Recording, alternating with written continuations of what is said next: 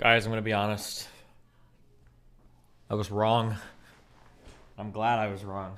Okay? Elon is going hard. And I approve. I approve of it.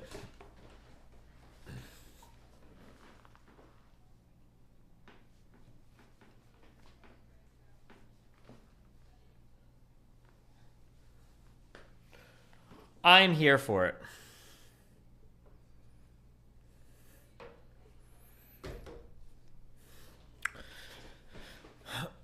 What happened? He said they said starting next week, I'm gonna start unbanning, I guess, all the accounts. So,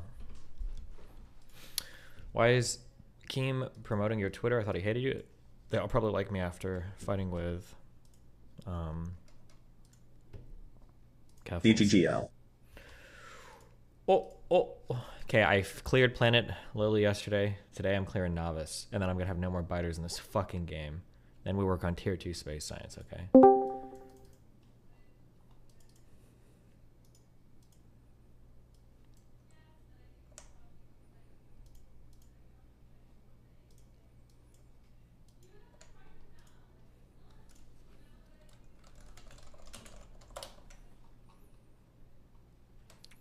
Clearing Novice with the Tesla gun? Wait, do you think that's not possible? Or... Wait, did Sam Harris delete his Twitter account? Oh, probably because Trump was let back on.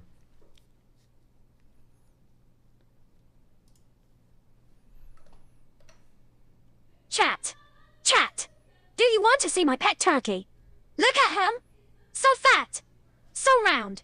He's my favorite. Tracer. Thanksgiving has come. Yay.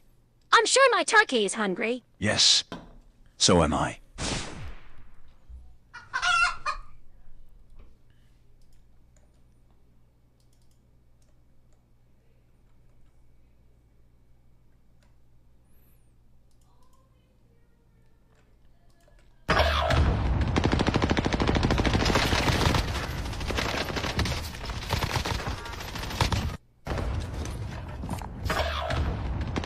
Oh, Jesus. I got it.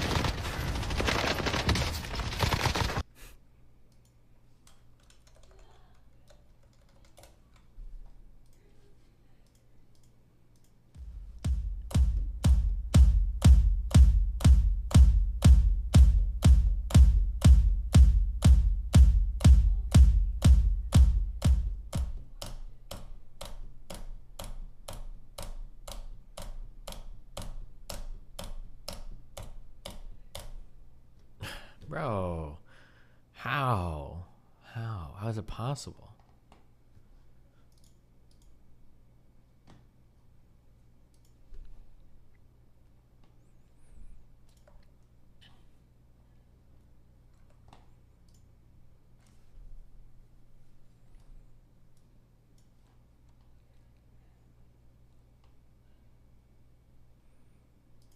Apparently this guy's a fan of mine. He wanted me to talk about how he did against our Benny boy. You know what we really need for Thanksgiving? A vegan debate. Call up Games, see what he's up to.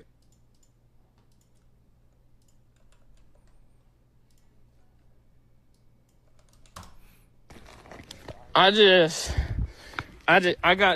the Henny, or no, I got the Henny, I got the Amsterdam, and I got the Frog. What? I got. Same thing again. I don't think we saw it this time. And the Republican nominee, barring Trump somehow, but I don't actions. I'm not protecting itself.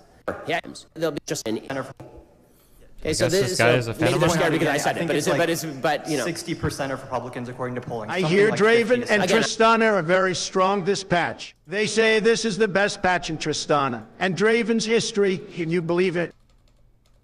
Wow. bad. Laxalt was not a bad candidate, but Laxalt was associated with Trump in some victory in ballot across the country.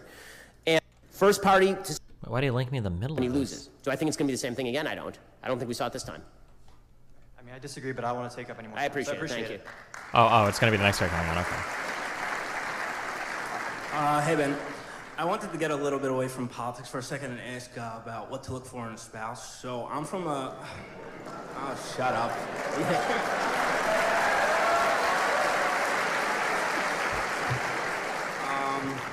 So I'm from a traditional Middle Eastern community in Brooklyn, and a lot of people that I've spoken to tell me, you know, the way you fall in love is, you know, somebody takes on certain roles, the traditional roles, you know, taking care of your house, raising your children. And then I listen to people like Jordan Peterson who will say that, no, you find somebody that, you know, you have to contend with, or Jonathan Haidt, who speaks about the progression from the romantic love period to compassionate love, to Companionate, period. yeah. Right. So I guess my question is, outside of sharing the same values religiously and politically, what should you look for in a spouse to, you know, ensure that the relationship will flourish after that romantic love period? So I think that it's a great question. I mean, obviously, you named the biggest thing that people, and that is the thing that people miss, by the way, right? The way that people date is for the romantic love, and they don't think about the companionate love or the sharing of the values. So you actually took most of the question off the table, because you were like, here's all the important stuff. Tell me about the not important stuff. So, okay, so among the non-important things, but they're still important. Obviously, there has to be sexual compatibility and attraction between you and your spouse. Right? That's an important thing. Pretending that it doesn't exist is really foolish. Now, when I say sexual attraction and compatibility, I would hope that you wait to find out whether there is compatibility until after you're married. Right? So the idea of sexual attraction is very important. But, you know, I'm an advocate of traditional marriage, which means I'm an advocate of virginity until marriage. Doesn't it seem kind of weird to marry somebody before you figure out, like, a really important compatibility? But whatever. I have been my entire life. I was a virgin until I was married. My wife was a virgin until we were married. We were both happy, very happy for that.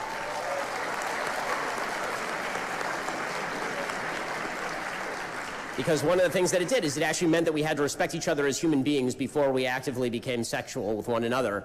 We actually had to make a lifelong commitment to each other before we were going to give each other that part of ourselves. So I think that's a really important thing.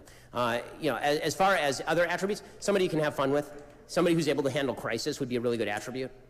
And you know, C.S. Lewis talks about sort of the different attributes of men and women. One of the attributes that he points out is that under stress, men tend to recede. Men tend to be like, okay, I'm going to go silent. This is what happens during stressful situations. And women tend to become more active. And so they help, right? But the way they help is by annoying you, right? And for men, the way that they help is by like running away to the man cave and brooding, right? And so finding a spouse who's actually able to understand those differences is very difficult, and if you can find it, absolutely phenomenal. Communicating with your spouse is really, really important. I mean, I've told a bunch of stories about me and my wife and how we have these sort of gaps from time to time, and one of the things I love about my spouse is that I will actually sit with her and I'll be like, okay, I'm a man, I don't understand what's going on, I need you to explain this to me like I'm a small child. And thank God she will. I mean, she's very, you know, giving that way. And I think that open line of communication is really great. Having a sense of humor, being goofy is really necessary. Life is rough, and particularly after you have kids. Kids are wonderful. I have 3 of them. They're also a giant pain in the ass, and they're extraordinarily tiring. And so if you don't have a sense of humor about your kids or about your life, it's going to be real rough. So having a sense of humor is a big thing. Thank you. I think this is I don't know if Ben has grown up or if I just haven't heard him talk about relationships much, but that was probably one of the only times I've heard somebody speak about the differences between men and women and acknowledge the shortcomings of both, and then give an example for a relationship for how both of them help to overcome those shortcomings. Like the red pill answer, I would expect to be like, oh, like when there's a problem, I expect my wife to shut the fuck up and sit back and let the man be the leader, and blah. Like that's like the red pill answer for everything. Whereas he's like, I have these strengths, my wife has these strengths. Sometimes I need her to explain this. Sometimes blah blah blah. It was a really, really positive answer for communicating differences in marriages. You're the man. This will be our final question. Okay, so I was raised very pro-choice. And now I am a pro-life advocate. I'm involved in the movement. But Ben isn't red pill? Yeah, no, I don't think most conservatives aren't red pill. That's like more of an internet younger thing. But well, I don't understand why I was linked this video. Was that a DGGer? He didn't even. It must have been the kid before. I don't know. Fuck, you fucked the timestamp up, I guess.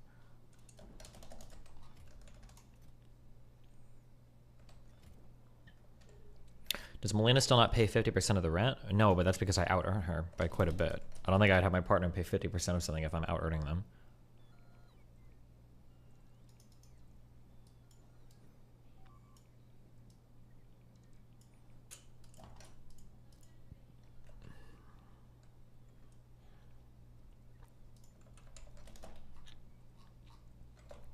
What percentage does she pay? I don't know, probably like 1/4 or something. We have To be honest, she probably still overpays, but to do whatever we can to protect the kids. And if that means shutting down the entire Catholic Church and bombing Vatican City. Poor Dan. That's not good. Parody.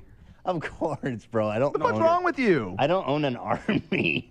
Thanks, Ethan. I don't have a military at my disposal. Hey, I don't know what sounds these are. Let me just play them. What does this do? One. Wait. No. I mean like with an army, not like a terrorist attack. I meant like. No. It's Hey, the this kinda whole works. city. The whole city. This kind of works. I didn't Let's move mean like an act of.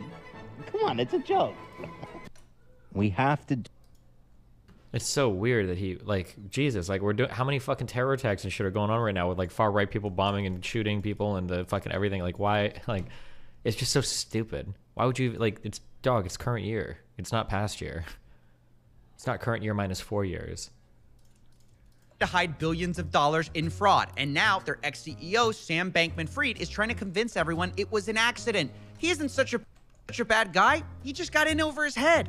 And already there are financial commentators like Kevin O'Leary willing to vouch for him. I just think he's a very interesting individual. Over time, we'll peel this onion, find out what happened. I don't think that guy has an evil bone in his body. Now, it may not surprise you, but Kevin O'Leary is a paid spokesman for FTX. But even unpaid sources have parroted his claims. Take, for instance, the New York Times. They quote SBF saying he was just distracted, and that's why FTX fell apart. Quote, had I been a bit more concentrated, that would have allowed me to catch on to what was going on the risk side. That's right, guys. If he only hadn't played League of Legends, he might have noticed he was stealing customer money. Now, of course, the New York Times was roasted for their uncritical take on Sam, as was Kevin O'Leary.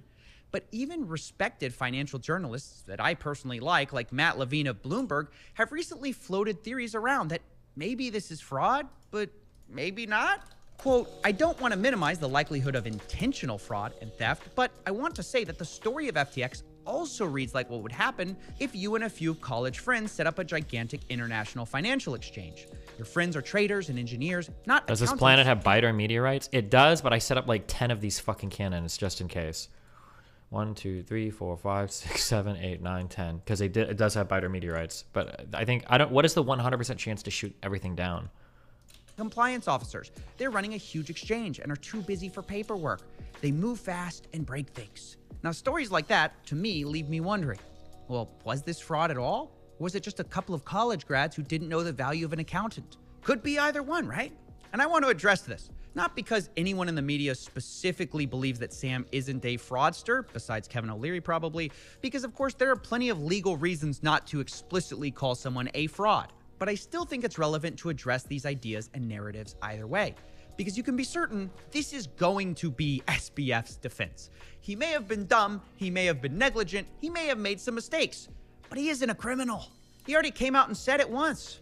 I effed up twice. But instead of mentioning fraud, he says it's because of poor internal labeling that FTX fell apart, which I mislabel things all the time. And in a way, that's a compelling, simple explanation. Don't attribute to malice what you can attribute to stupidity. When I'm doing a lot of like logic operations and shit in this game, does anybody ever, there was a thing that I heard a long time ago that like base 10 is like kind of shit. And that, does it make sense to say base 12? That like having like a different base would be so much better for mathematical operations. Like in base 10, you've got 1, 5, and 10. Like, how dog shit is that? Like, what's 3/4 of fucking 10 is 7.5 or 2.5? Like, or what's like a third? Like 3.3333. Like it's actual dog shit. But 12 is so easy, right? What's half of 12? I've got 6 of something. I've got 9 or 3. 8 is a nice number. 4, 2. Like everything works so much better in base 12. Like I notice that when I'm like doing things like, I used to always organize things like, oh, I want 5 cannons, I want 10 cannons, I want 15 cannons. But like dividing any of this is dog shit. But if I do things like in 12, so I'm doing like 3 of something, 6 of something, 12 of something, like it's just, it works out so much better for arranging and doing everything. Like, oh my God, just, I feel like the 1, 2, 5, and 10 is just a dog shit way of organizing. Oh, sorry. Okay. Yeah, I'm pretty sure we only do base 10 because we have 10 fingers, but I don't know if that would. Yeah, I don't know. What are you gonna do? Sorry. Okay. What are you gonna do?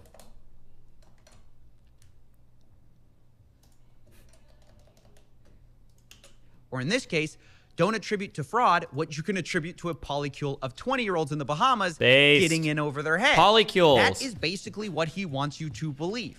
And so I'm here to answer that question. Could it possibly be that FTX is just a story of negligence? Well, the short answer is no. And the long answer is hell no. Oh, since FTX unraveled, hell I've been no, he speaking says. to Alameda insiders, FTX insiders, even people who called out FTX months ago, like short seller Mark Cohodes.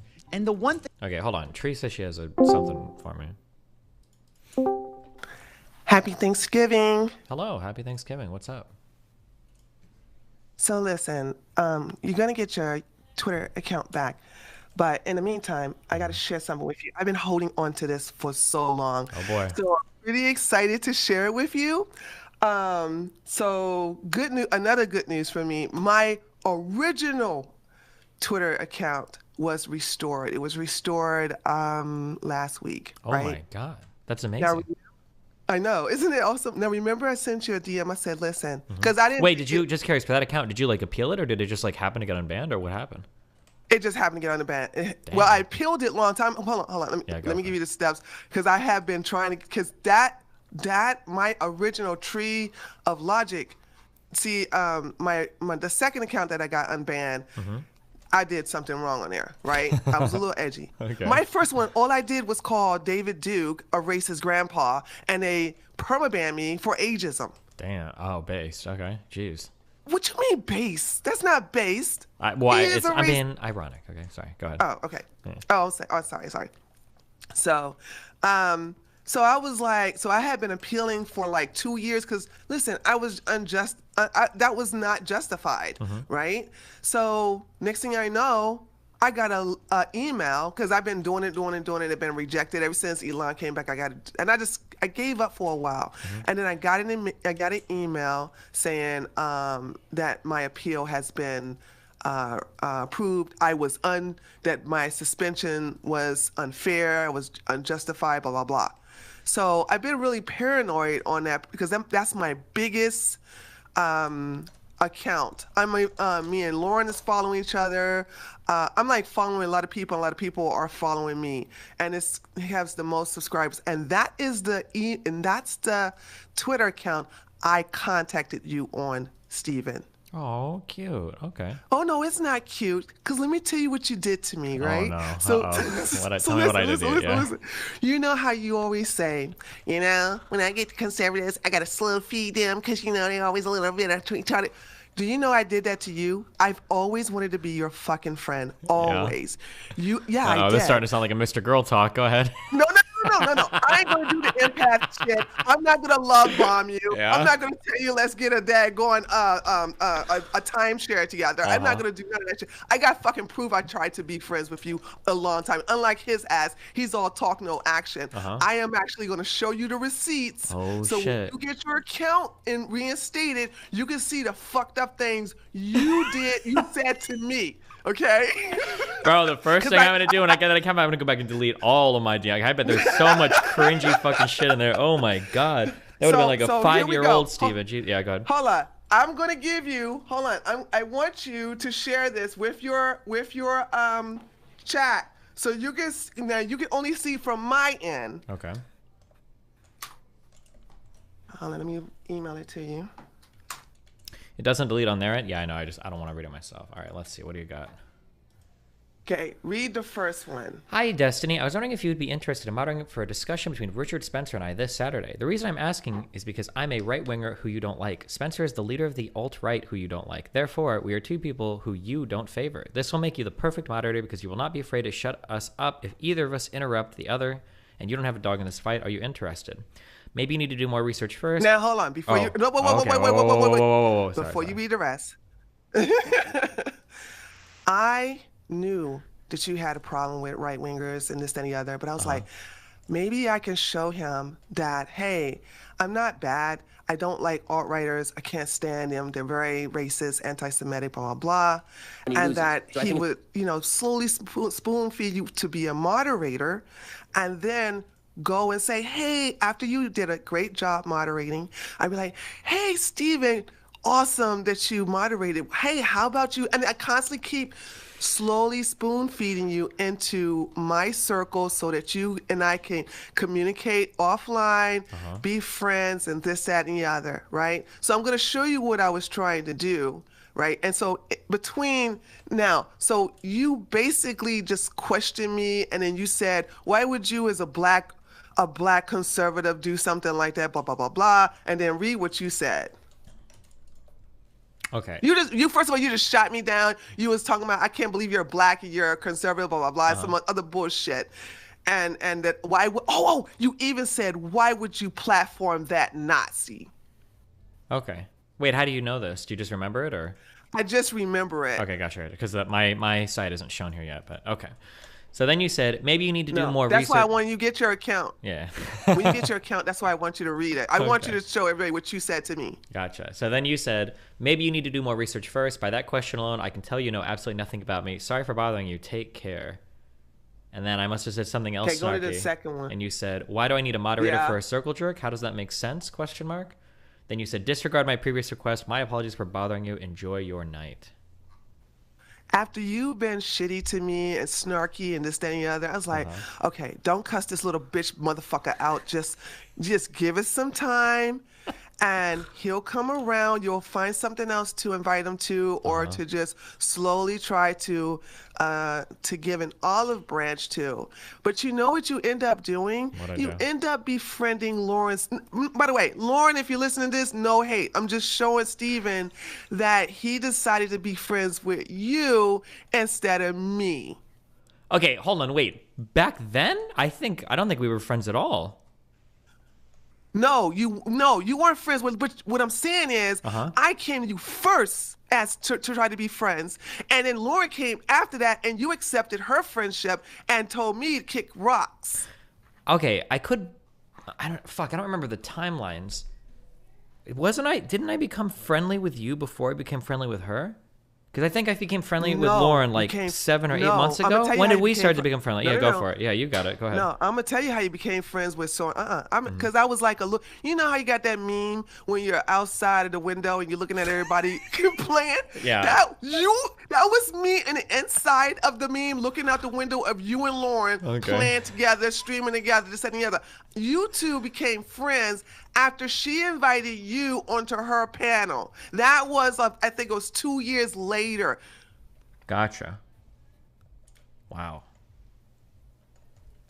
And so that's why I was like, I want to know, like, why, like, why did you, like, I guess I'm just showing, hold on, two things. That my purpose is to bring awareness to you, is that there's not one video of me shitting on you. Even when I was in a situation where people in my circle, when I was on a panel, are all conservative or a right-wing panel, where people was like, how the fuck you want to sit up, like after becoming friends with you, right? People like gave me a hard time of why I was friends with you, and I still defended you. And I said, listen, you know, I know you guys got a problem with him, but I like him. He's cool, he's edgy. Now I got, you know, back then, what I really liked about you was your edginess. Now I got a goddamn water version of that shit. So like if I see you in person, you're not gonna be as edgy as I think you were, as you used to be back then in 2016, right? Sure.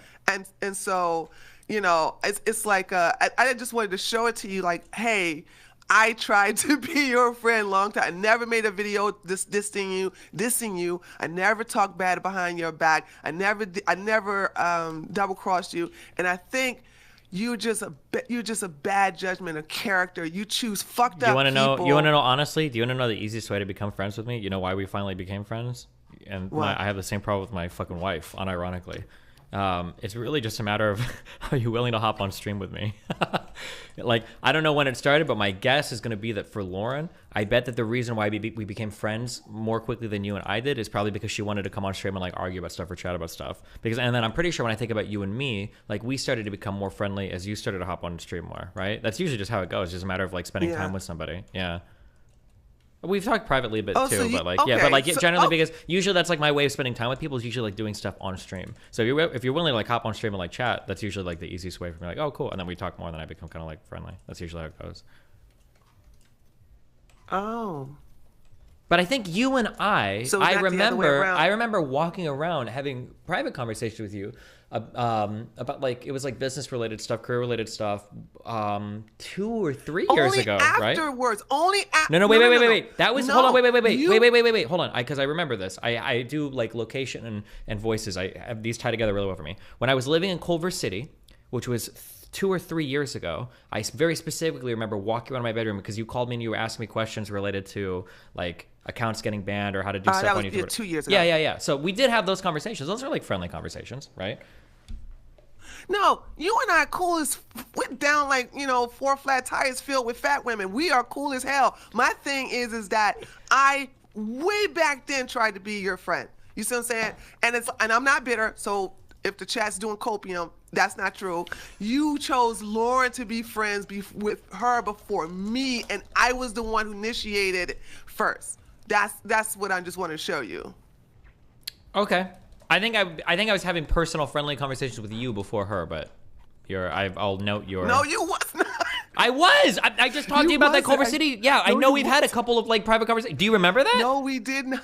Wait. No, we did. It's do you not remember? Me, wrong black woman. No. What? Wait, do you remember? Wait, but you just said you remember 2 years ago having those conversations, right? 2 years ago, but how long have you been friends with Lauren? You've been friends with Lauren since 2018. No shot. No, it's been like a year. No, it's been a year at the most. It's been a year at the most. I think Steven, that like hold on. Go look. Go ask your chat. When did you hold on? I can help you out. Wait. When did you play League with her? When did you become? Huh? There was a time when we played. We played League one time like 4 years ago, and then we didn't talk to each other for like a year or two. Like that was it. Yeah. Okay. So somebody. Hold on. There you go. Now you just proved me right. You played League with her 4 years, so therefore you had to be in communication with her prior to that, right? No. But it was a super random. I think I came across her on like Instagram or something, and one of us like liked the other's pictures. Like, oh, we should play League sometime. I was like, okay, sure, why not? Because I thought it'd be funny. It would have been good content. And then we played one game, and then we didn't talk for like 2 years. That was it. Because she fed Steven, really hard on my game. when did you come onto her panel? When did you come onto her channel and on her debate panel? When did that happen? I think that somebody linked me a video. I don't know why they dumb these interfaces down. It says 1 year ago. What is it? Oh, on May 15th, I think she came onto my stream after a Hunter Avalon debate, and then we had a conversation, I think, about that debate. That was, I think that's when we started. What year was that? Give me some years. This says May 15th, 2021. No, you did it. What year did you come onto her debate panel? She invited you onto her debate panel. That's the first, and that's when I saw you on her debate panel. She invited you. You came on. What year was that? What year was that? I'm just going to say 2018. Yeah, but we weren't friends from 2018 through... Dude, she was like in Australia. She was like dropped off the radar completely. Like 2018? Yeah, no, she like disappeared for literally 2 years. Yeah, you're right about that. Okay, okay. So when she came back from being underground that you two started to be cool? I think it was when she did that Hunter Avalon debate, but that was in May of last year. Listen, there's room in my heart for everybody. I don't have any. Oh, no, it's not that. It's just that. Somebody's saying, here's a tweet. July 2021 was when you played League with Southern and started talking with her more frequently. Somebody said that. Thank you. So that was... That was in July of 2021. So, no. Yeah. Yeah. Yeah. You're trying to blow me up here. What is the angle you're playing here? Because it was a white woman versus a black woman? Is that what you're trying to do here, Tree? Is that what you're trying to blow me up on? It's okay. If that's what you want to take it, then just say it. Say it with your fucking chest. No. No, because I invited you, to come and be a moderator, and you turned me down. And then when she invited you on her platform, you was like, sure. And you went on there, and this is 2008, 2 years after I reached out to you. I don't know. I don't know. I'd have to see like the videos and stuff. I don't think because I know my rough timeline with her, and I don't think I talked to her like at all when she was in Australia. I wish she was here. I would. Yeah, to try to figure out what our friendship timelines were. You know what?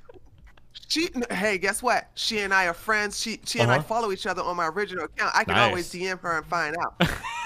Okay. I mean, if As a matter of fact, I am going to DM her and find out. I just I've been holding on to this for so long just to show you, like, dude, you fucking, like, dog me out. And even then, I was still nice to your fucking bitch ass, and I still was interested in being your friend and continued to do so.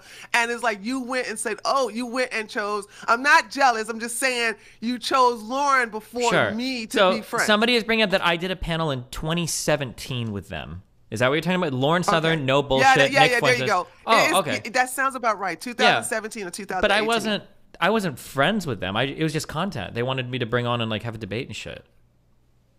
But that was arguing against them. I would be very interested to see if Lauren, because I remember hearing Lauren talk about you, and she said that she invited you onto her panel, and then she realized that you were cool after that and decided to be friends with you after that. And I was like, fuck. Yeah, well, you know what? Really? Call her out, because that's some bullshit, okay? We weren't friends until like a year and a half ago, okay? So if she said that, she's fucking lying, okay? She's lying. But you can't trust her, because she's a fucking Canadian, okay? There's some snaky motherfuckers, okay? Well, actually, maybe you like them more. They send all the worst down here, okay? Fucking Stefan Molyneux, fucking Jordan Peterson, all these, okay? Nah. The only Canadian I like is ABBA. You tend to get with crazy ass unhinged motherfuckers like Annalicia. Okay. So I'm not. No, don't even go there with the Canadian thing over here. All right. And one last thing, and then if Abba hops into the group chat, I'll hop in it too. But one last thing, I want to bring your attention to something. Notice how, because every time that heifer comes into you and start triggering everybody, my DMs and my fucking email just go through the roof. And I went to go listen back at that stream, and I want your input on this. Notice how when you, Devin, Abba, who the lead attorney, Dan, some other guys are in there, right? Notice how that conversation was, I thought that was a very productive conversation, like nice and calm. Yeah. People were respectable. Nobody over-talked each other. Nobody loud-talked each other. You know what I'm saying? Notice how that conversation was nice and smooth. Okay. Then when the discussion was over, and then she hopped in, the shit went from goddamn 0 to 100, unhinged, talking shit, and especially when Straight Array came in there, it's like if it's another woman come in there, she just get there was another woman, the light skinned one from the England or the UK or something like that. She came in first, so it's like it takes I guess what I'm saying is, and I'll put this to the test. That woman she doesn't like other women. But when another woman with masculine energy come up in there, which I do have, then that bitch is fucking running. She doesn't know how to handle it. So Jesus. I think you should see the difference between someone who brings discussion versus somebody who brings chaos. And maybe like that, it could be content. Yeah, but, no, I've had like really strong, conversations with her recently about her like calming the fuck down. But she said she's acknowledged it and she's working on it. That she like knows that she's really bombastic. Did that sound like she was working on it? On that conversation, like? Well, there was one that I had on a show recently with a couple of red pill people, and yeah, she was really chilled out. But I mean, we'll see what happens in the future. One, and guess what? Did they not boot her off? I thought I saw her disappear. No, they didn't. And then She got disconnected. She didn't get booted.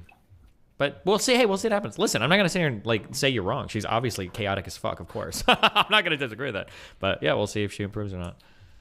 Do you like that? To some extent, yeah. The chaos is fun. But if I'm trying to have productive conversations, it gets annoying. So just depends on the setting, I guess. Okay. All right. I'm just all right. That's what I just wanted to bring to you and everything. So. Okay. I will DM Lauren, and you're probably right. I'm gonna assume you're right now, Steven. So, but until then, oh Lord, if she proves, if she give me receipts, you know, other than that. But I have a funny feeling your Twitter account's gonna get unbanned, and I'm gonna have an army of them. I'm gonna Voltron. I have like 6 Twitter accounts with over 50,000 followers. So when those come back, oh my God, I'm gonna be harassing so many people. You cannot. No, you cannot. You only can concentrate on one account, Steven. Well, but I'm just saying, One I'm account gonna at a have time. like 6 of them. What am I gonna do with them?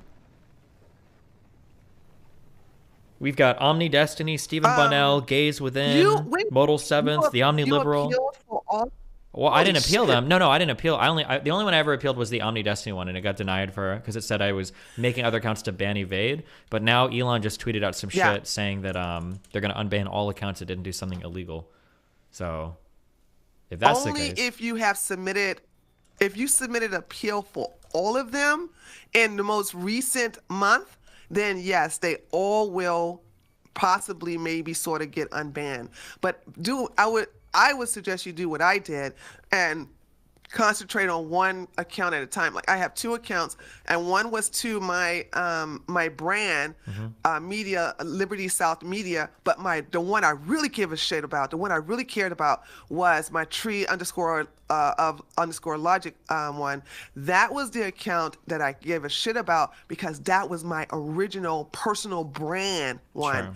And so I was like for 2-3 years, no, actually more than that, ever since it got yeeted, I have been applying for appeals, and then the last appeal I applied for was 2 weeks ago, and then that's when I got, while I was at the gym, I got a notice that they realized I was not in violation of Twitter's TOS, and they unsuspended my account. Like, how the fuck are you gonna punish a black woman for calling a white supremacist, David Duke, a racist grandpa? He's a grandpa, and he's also racist. How the hell is that ageism? How is that ageism? Okay, true, yeah. But Elon tweeted newly today that they're just gonna like blanket unban all the banned accounts. Is that what he's? Okay, you're giving me new information I didn't know. Wow. Yeah, we'll see what Okay, happens, okay, so what are you gonna do with all those accounts then? Yeah, I don't know. Well, I started applying for unban. I applied for another unban for that Omni Destiny one like 3 days ago, and I haven't gotten a response yet, which I think is good because usually they get instantly shut down. Yeah, so. you're gonna get that one unbanned. That's why I was so like, I wanted to. In a way, as days were going by, when I couldn't get my schedule together, at least I was like, well, shoot, at least we get to see what he said on his end, because my account is unbanned and I get to show what I said to you. Yeah, true. Okay. All right. Well, I'm going to let you get back to your factorial. Thanks. Is that how you pronounce that game? That is how you pronounce it, yeah. Okay. All right. So I'll leave. I want to say goodbye to your DGG chat and your YouTube chat. And I wish you all a very happy Thanksgiving. Thank you so much. All right, bye. Bye. Okay, the guy donated. He said he was this person. Watch this guy. Sorry, right there. Hi, Ben. I'm Adam. I take economics here, so obviously I disagree with conservatives on most things. I tend to be pretty left-leaning. My question is about the modern American conservative movement. So you have a famous saying, facts don't care about your feelings. That obviously drove a lot of popularity for you. Yeah, sure, I agree with that sentiment. My question is, I think polling has showed that something like 2/3 of Republicans today believe the 2020 election was stolen. It's very clear this is not just a fringe group. Like Carrie Lake, I think, was on Tucker Carlson recently and was saying that, oh yeah, my opponent is the Secretary of State. You never know, she could take votes. Obviously, I might be misquoting, but that's the general sentiment of what she said. And my question is, does that feel a little bit ironic to you that the conservative movement in America tends to portray themselves as caring very much about facts and logic, but when it comes to Daddy Trump losing an election, then all of a sudden, that's not really the case? And I'm asking in good faith because I think you said that he would destroy the social fabric or something along those lines in 2016. You said in 2020 the damage had already been done, so you were okay supporting him. And then after that, he's obviously done a lot more damage to the social fabric. So where do you stand on that? I mean, where I stand on the election of 2020 is the same place I always stood. He lost the election of 2020. I said that the day that he lost the election of 2020. That night. Now, there are a lot of influences that I don't particularly like about the 2020 election. I don't like the media coverage. I don't like the silencing of the Hunter Biden story. I don't like the changing of the rules to allow for vast mail-in balloting, which I just, on principle, oppose. I think that people should go on the day of the election. They should vote on the day of the election. I don't like election month or election 2 months, right? But none of that is to say that election fraud was the cause of Donald Trump losing the 2020 election. It was not. Donald Trump was the cause of Donald Trump losing the 2020 election. He ran a very bad campaign, and he lost to a person who is dead. Okay, so like, so you know, as far as I'm not going to answer for other people's perspectives that I don't share. Sure, I'm just asking what you think the future of the conservative movement in this country so is. I will say a sizable portion believes something like that. Right. So first of all, I think that the way to read a lot of what's going on in politics right now is incredibly reactionary. Almost everything that's happening is just reactionary. If the media say black, then Republicans and conservatives are going to say white. And if the right says something, the left will immediately say the opposite. Right? We don't even share a common framework of facts at all. And so what the right will do very often is they'll say, I don't even understand why the left is making a big deal out of election denial. You guys were calling Stacey Abrams the governor of Georgia for years on end. Right? We did 4 years if Donald Trump was elected in 2016 because of Russian collusion that never materialized. Right? Like, so this game can be played on all sides. With that said, I can say that I think all of that was bullshit, right? I think the Russian collusion stuff was not true, and I think that it was an attempt to scurrilously. I really, I don't know if he's going to try to hold him to tight. The Russian collusion stuff and the Trump claims of voter fraud are just two entirely different things. They're so different. Scurrilously undermine the presidency of Donald Trump. I can also say that I think Donald Trump lost the 2020 election because he lost the 2020 election. And so, not to interrupt, but just real quick on the Russia thing. Obviously, the idea that Trump was like this agent being controlled by Russia was stupid. No one thinks that. Or maybe some people. Well, a lot of people at the beginning. No not serious many. people Yes. who are worth sort of talking to think that. But obviously the IRA was a real thing. Russia influenced our election to the extent that they organized protests and such. Oh, and true. Hillary Clinton conceded the election the next day. So True. I think there is a meaningful distinction to make between saying that Russia influenced the election in 2016. People still knew Trump was Okay, president. but Whereas now it's like... okay, so if you took polls in the aftermath of the 2016 election, you asked whether Donald Trump was an illegitimate president.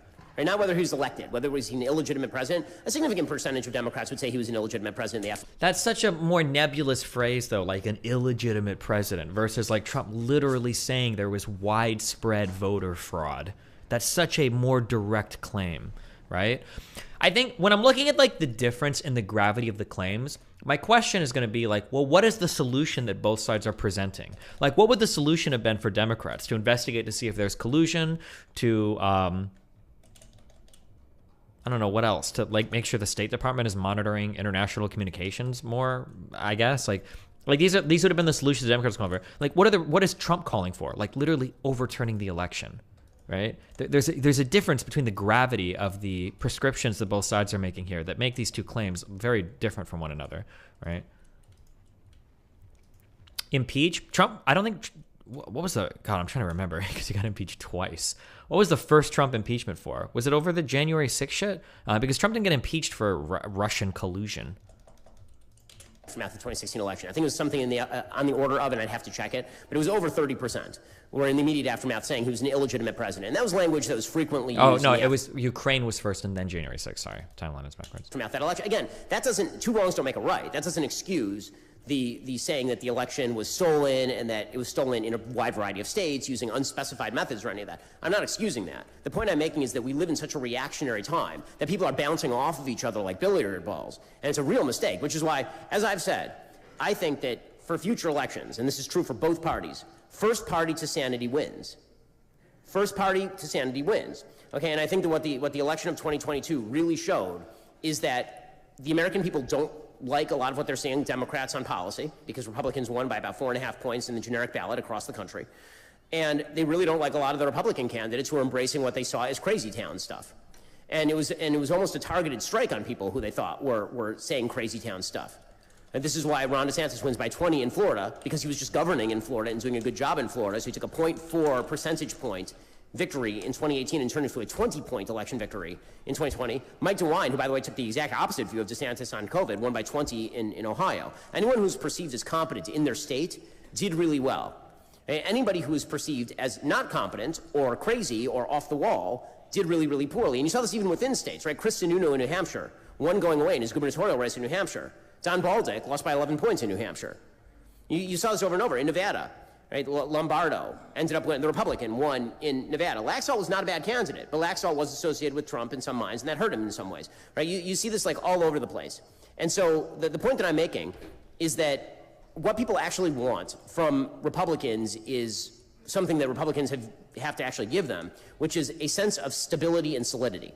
And many Republicans are refusing to do that. I think that's what you're pointing out. Did you trim Lily's service? Not yet. I will after they're I thinking that finish. Because they won 2020 and because they did better than expected in 2022, this means they now have a green light for their entire agenda. And that would be a wild misread of the tea leaves. If they decide that they're really going to double down on Elizabeth Warren-style modern monetary theory or something, they're going to blow out the spending.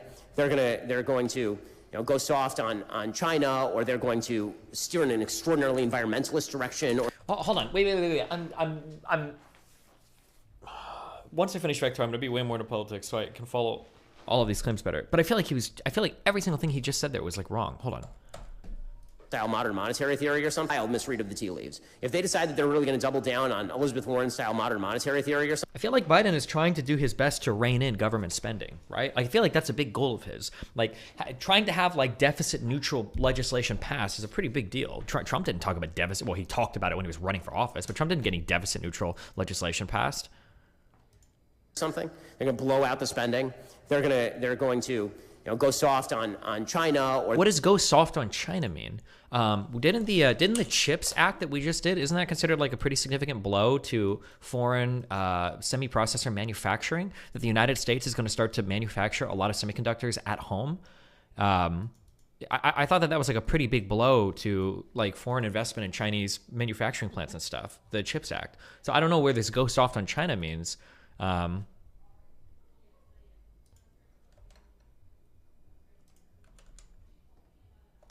Oh, Jesus. Oh, he was wrong on this poll too. Or he was guessing, but in the US, 84% accept Trump as a legitimate president. I guess 16% not accepting is pretty bad. But even among Clinton voters, 76% accept him as a legitimate president. And that was one day after the election. That was the next day on November 9th. Jesus. We're what, like 2 years from the last election? And it's like 65% of Republicans still think that the election was actually rigged?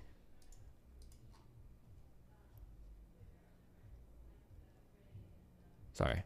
They're going to steer in an extraordinarily environmentalist direction, or they're going to move so. I think that environmentalist direction that people are steering in is one that I think the public in general is pushing this, right? Like all of the big pipeline projects that have been canceled have been like politically popular. No, am I wrong in thinking that?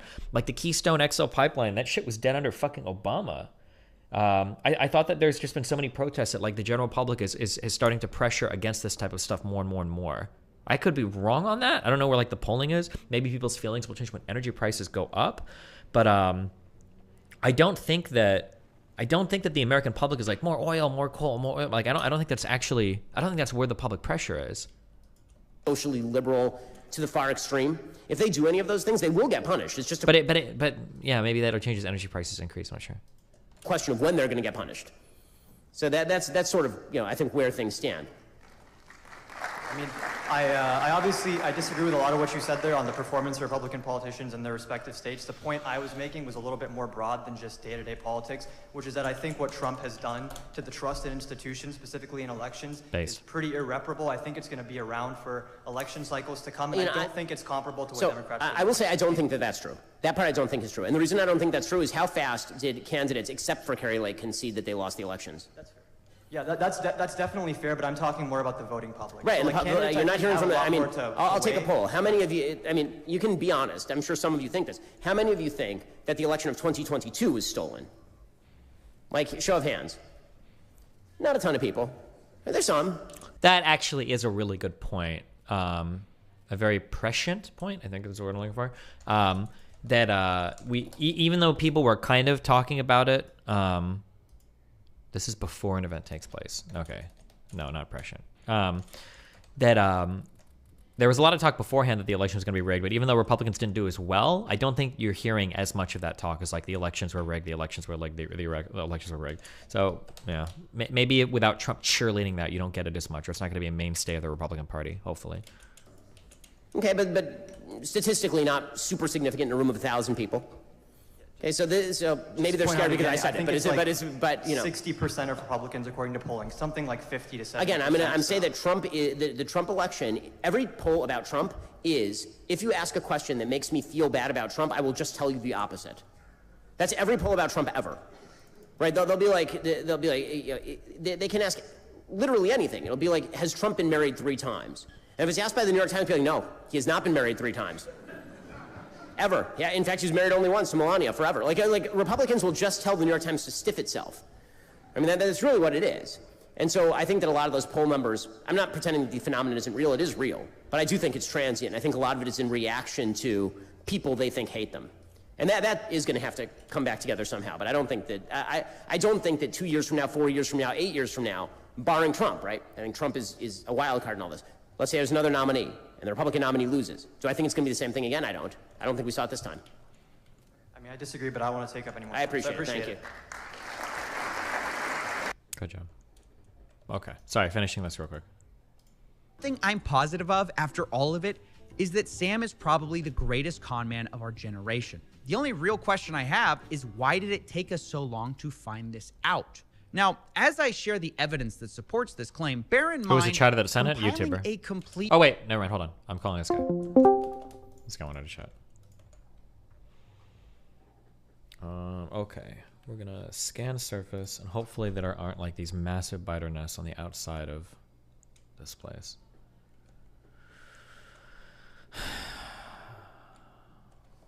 Hopefully. Uh-oh. Oh, no. I think because it's already loaded in, they're going to be there. Can you watch this? Something is off about this channel. On the surface, Kate Yup is a thriving mukbang content creator who has amassed over 1.5 million subscribers. Kate Yup only— Why is this so spooky? Somebody is saying that majority of Democrats in at least one poll thought Trump was illegitimate shortly after. The problem was the next day was a problem a few months after the Russian collusion media cycle. A strong majority of registered voters say they don't believe Democrats have accepted that President Trump won the election fairly or that he is a legitimate president. Wait. A strong majority of registered voters say they don't believe Democrats have accepted that President Trump won the election. Wait, what is that? What is it asking? The latest Harvard-Harris poll provided exclusively to The Hill, 68% of voters said Democrats have not accepted that Trump won fairly. 69% of Republicans said that, 69% of independents, and 65% of Democrats said that. Well, wait, is this for... Wait, what a weird question.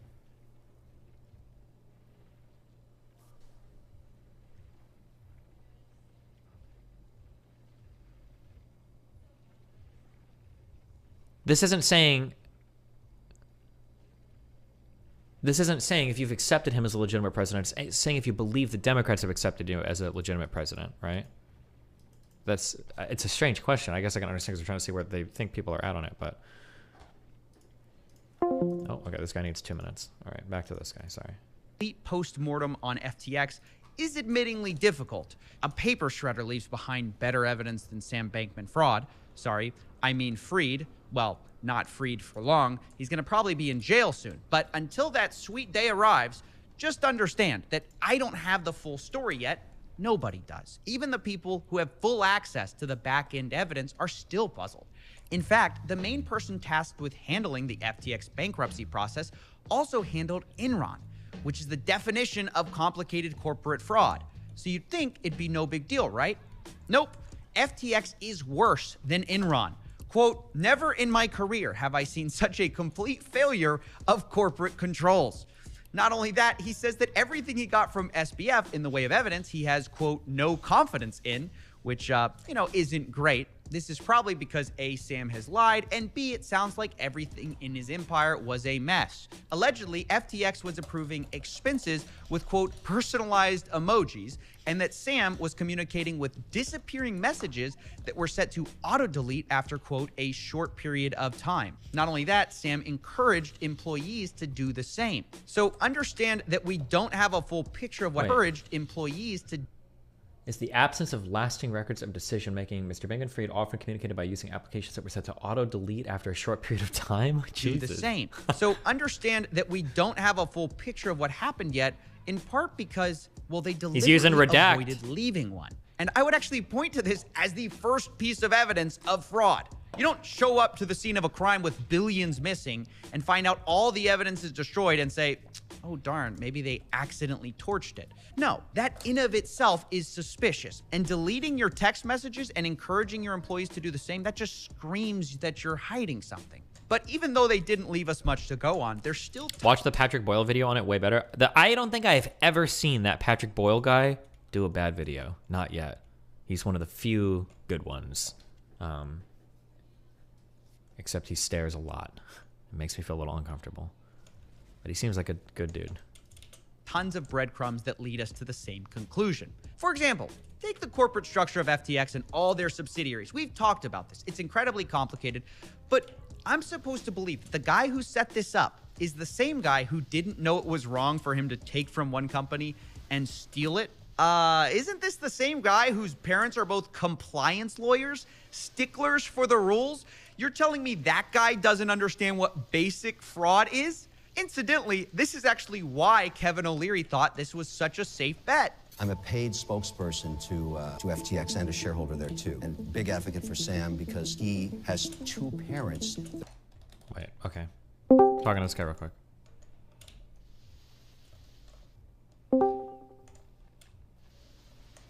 Wow, hello? It finally happened. It finally happened. Here we are after weeks of not. How you doing? Pretty good. You want to introduce yourself? Say what you want to chat about. Yeah, sure. So I'm a researcher / lecturer down in Australia. Wait, a researcher down in / Melbourne. Hold on, sorry. Your microphone is very boomy, like high in the mids. Okay, sure. Yeah. Say that again. You all good? Yeah, I can't. Wait, what? Okay, hold on. I gotta know. What the fuck microphone are you on? Is this from like a 2001? Like, they don't make microphones this bad anymore. So you're intentionally trying to have a horrible microphone. So I want to know what kind of microphone it is. This is just my headphone mics. Is it super bad? It's really bad. But wait, headphone mic. What kind of headphones do you have? Oh, like Sony MX3s. Sony MX3. Noise canceling headphones? Yeah, they're the ones. Jesus Christ. Colored, what the fuck? Wait, there's no way they sound like these. Okay. I mean, if it's super bad, I can try to rustle something else up.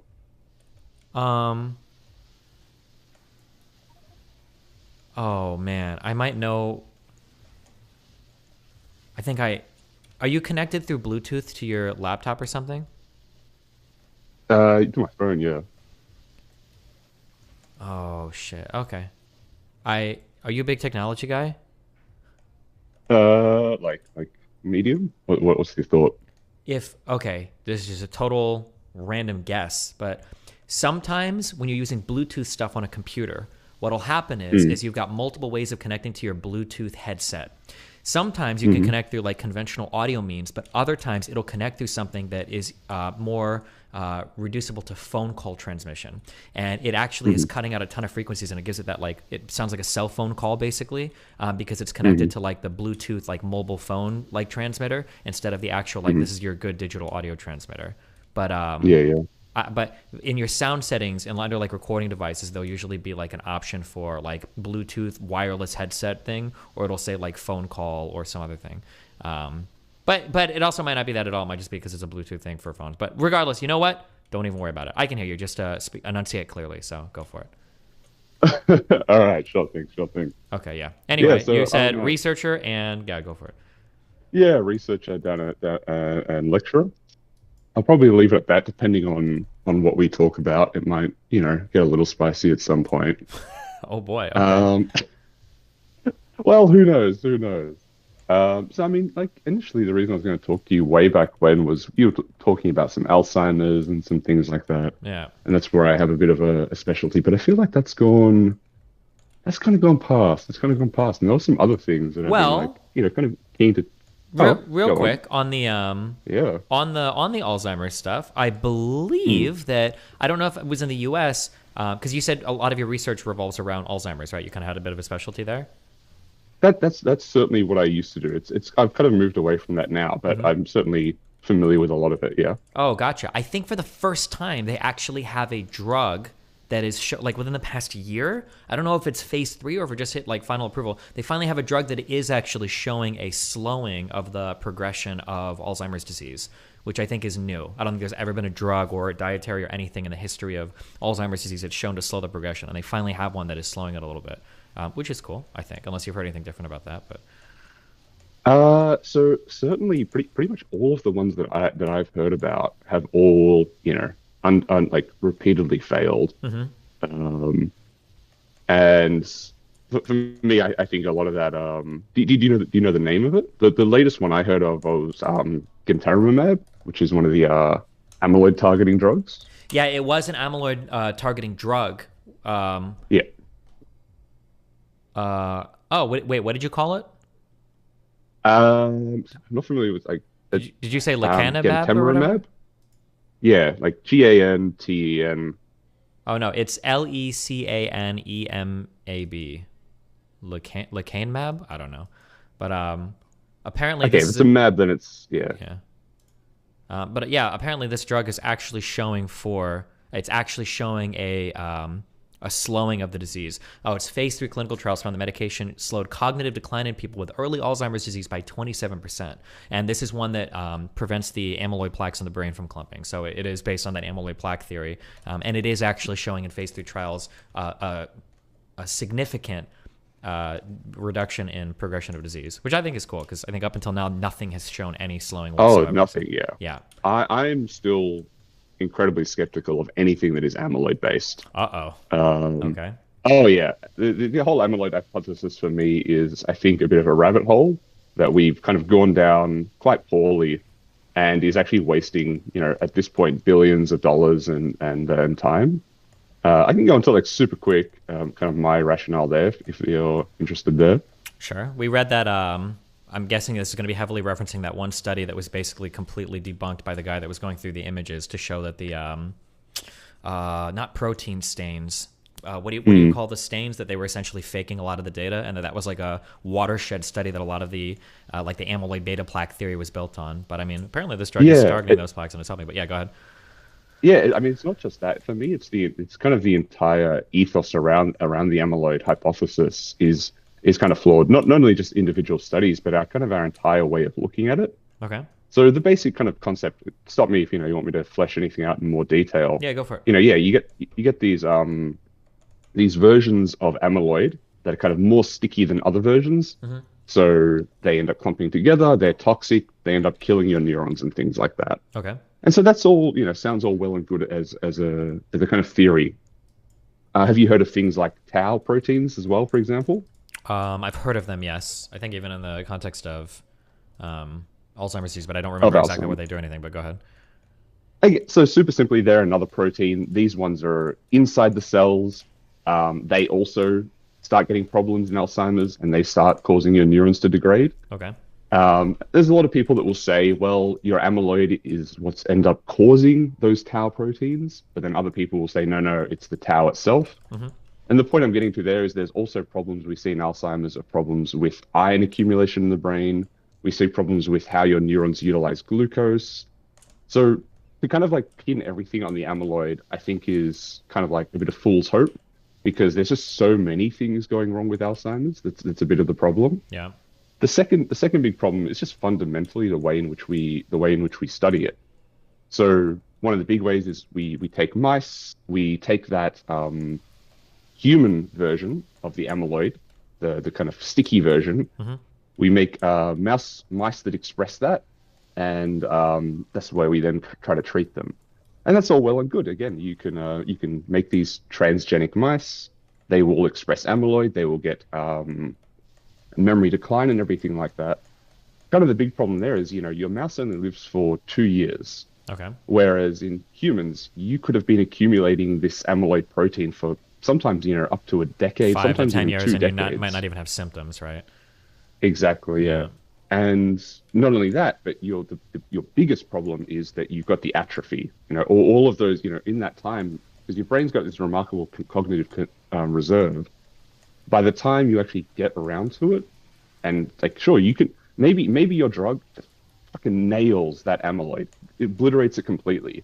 Problem is, you've still lost all of these neurons in the brain. You know what I mean? And in my mind, you still have all of these other factors like the iron, like the tau, that are still there, also causing damage. Mm-hmm. And so it's kind of a huge problem that we are still so focused on the amyloid. In my mind, and we need to be much better at looking at kind of firstly screening for who is actually going to get it, and then the other has to chuck that in. Have you heard of like familial and sporadic Alzheimer's? Nope. Okay, so familial is the genetic version. That's the one we can point to. They have their mutation in the amyloid gene. Okay. and that they, that directly causes that sticky protein. Okay. That's like 5% of cases. The other 95%, what we call sporadic or late onset, there's actually no like definitive link. There's some where people have a higher risk, sure, but in those people, your amount of amyloid in your brain doesn't actually correlate to how cognitively declined you are at all. You can cut open like someone who dies of, say, a heart attack at 85, and their brain can be riddled with amyloid, and yet they were kind of fine. And so this is gonna get to me like a really kind of one of those really strong bits of evidence that kind of point towards, well, is it the amyloid, or is it that there's much more going on? Yeah, and that's kind of like the thing is that like perhaps the thing that's damaging the brain is also causing areas with the amyloid plaque or whatever and causing it to build up. So just getting rid of the amyloid plaque isn't actually addressing what's causing it to happen. Yeah, and then I figure like yeah, for sure. I don't know if this has changed recently or if we just learned simplistic versions in high school, but like it felt like in grade school and high school, you've got like there are different parts of the brain that do different things, and that's all that happens. But our understanding of the brain has become a lot more sophisticated, and your brain seems to be pretty amazing actually at like picking up with some parts, picking up parts of the other, and like working like really good. I think you kind of just explained, as you said, cognitive reserve, where you can lose a lot of the actual physical brain function, but because of I don't know if you'd say plasticity or the adaptability of the brain, it can be hard to even notice you've lost it because the rest of the brain kicks in and does so well. 100%. Yeah. So all of that is, brain stuff just seems like a nightmare to study. Yeah. Oh yeah. One of my favorite ones was, have you heard of environmental enrichment? I've heard the term before, but I don't remember what it stands for. So basically, that's it's kind of become really kind of in vogue, where it's especially now, in children, you want to make sure that your child's like, straight out the womb, they got to be talking, they got to be doing sports, they got to be doing music, they got to have textured patterns in their room. Basically, you got to hit them with as much as possible to try and stimulate the brain, right? Okay. And while in theory, I think that's actually a really good idea, when you look at kind of a lot of the research that went in to behind it, I think again, like, it's very flawed. So the way that they did that was that they took, your regular control rats that kind of sat in a little cage, and then their experimental rats were ones that were raised in this, giant, meter squared cage. It had other rats in it. It had tunnels. It had toys and everything like that. And then those rats in that cage kind of performed much better on cognitive tasks. Kind of the real big problem there is you kind of look at what are your quote unquote control rats, and they're sitting in this tiny, 20 centimeter box, socially isolated with no toys. And you kind of think, okay, are we actually studying how good environmental enrichment is, or are we studying how detrimental, social and physical isolation is? Sure. And so are we getting the message kind of backwards there? And I think that's still fine to then say, yes, we should be exposing our kids to all of these things, but I don't think it's going to be producing Mozarts and Einsteins or anything like that. I think that's just what you should be doing for a general kind of process. Yeah, I remember in the 90s, people were like fucking, like told to like basically hold speakers up to their stomach playing classical music because it's stimulating like brain growth and creativity in your fetus, literally. So there would be people that would do stuff like this, And parents are always like susceptible to stuff like this too. So because you obviously want the best for your kid and everything. Well, that's the thing. For me, it's just the thing that it can be just so exploitable that we can now then, say, if you want your child to have the best, buy this, buy that. And I see that a lot in supplements and everything like that. So, on the scale of tragedies of the world, it's not huge, but it's certainly for me, I think, a frustration that it's exploited in that way. That's for sure. Sure. Yeah. So the other things I've kind of been. One other thing. Sorry, before you're gonna do your next thing. Holy shit, I think it looks like they have actually found a drug for weight loss. Have you heard anything about this? No, weight loss isn't one I follow hugely. What's it called? There was a drug that they were studying for type 2 diabetes. And let me see if I can find the name of this drug. It looks like they have one of the side effects of one of these drugs, semaglutide. Apparently, they found that this drug in up to 86% of people actually produces like measurable, I think it's like 5 to 15% weight loss by curbing appetite. Interesting. Wait, that might not have been the name of the drug. That might have just been the name of this guy's. Wait. No, semaglutide, yeah, GLP-1 agonist. Yes, that's what it was. It was a GLP-1 agonist type of drug that, yeah. If those drugs start to become popular, that's going to be the new, holy shit. That's like an unbelievable because of, yeah. But anyway, sorry. That's very, very, very interesting. No, this sounds really well. Yeah, I'm looking at it. This does remind me. We had shortages of it here in Australia because people are using it off script for weight loss. For weight yeah. loss.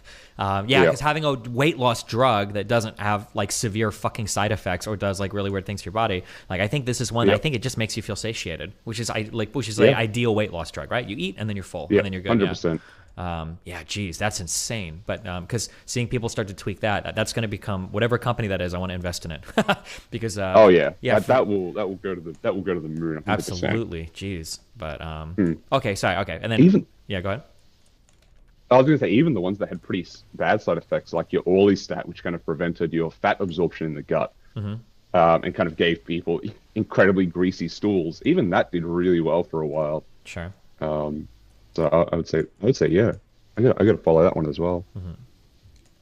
Kind of now on a completely different topic. Have you spoken about Everything Everywhere much? A little bit, yeah. It's like my favorite movie of all time. It's a good ass movie. I actually, I'd always been keen. I saw you rave about it, and then I kind of went into it. I then subsequently saw it 3 more times.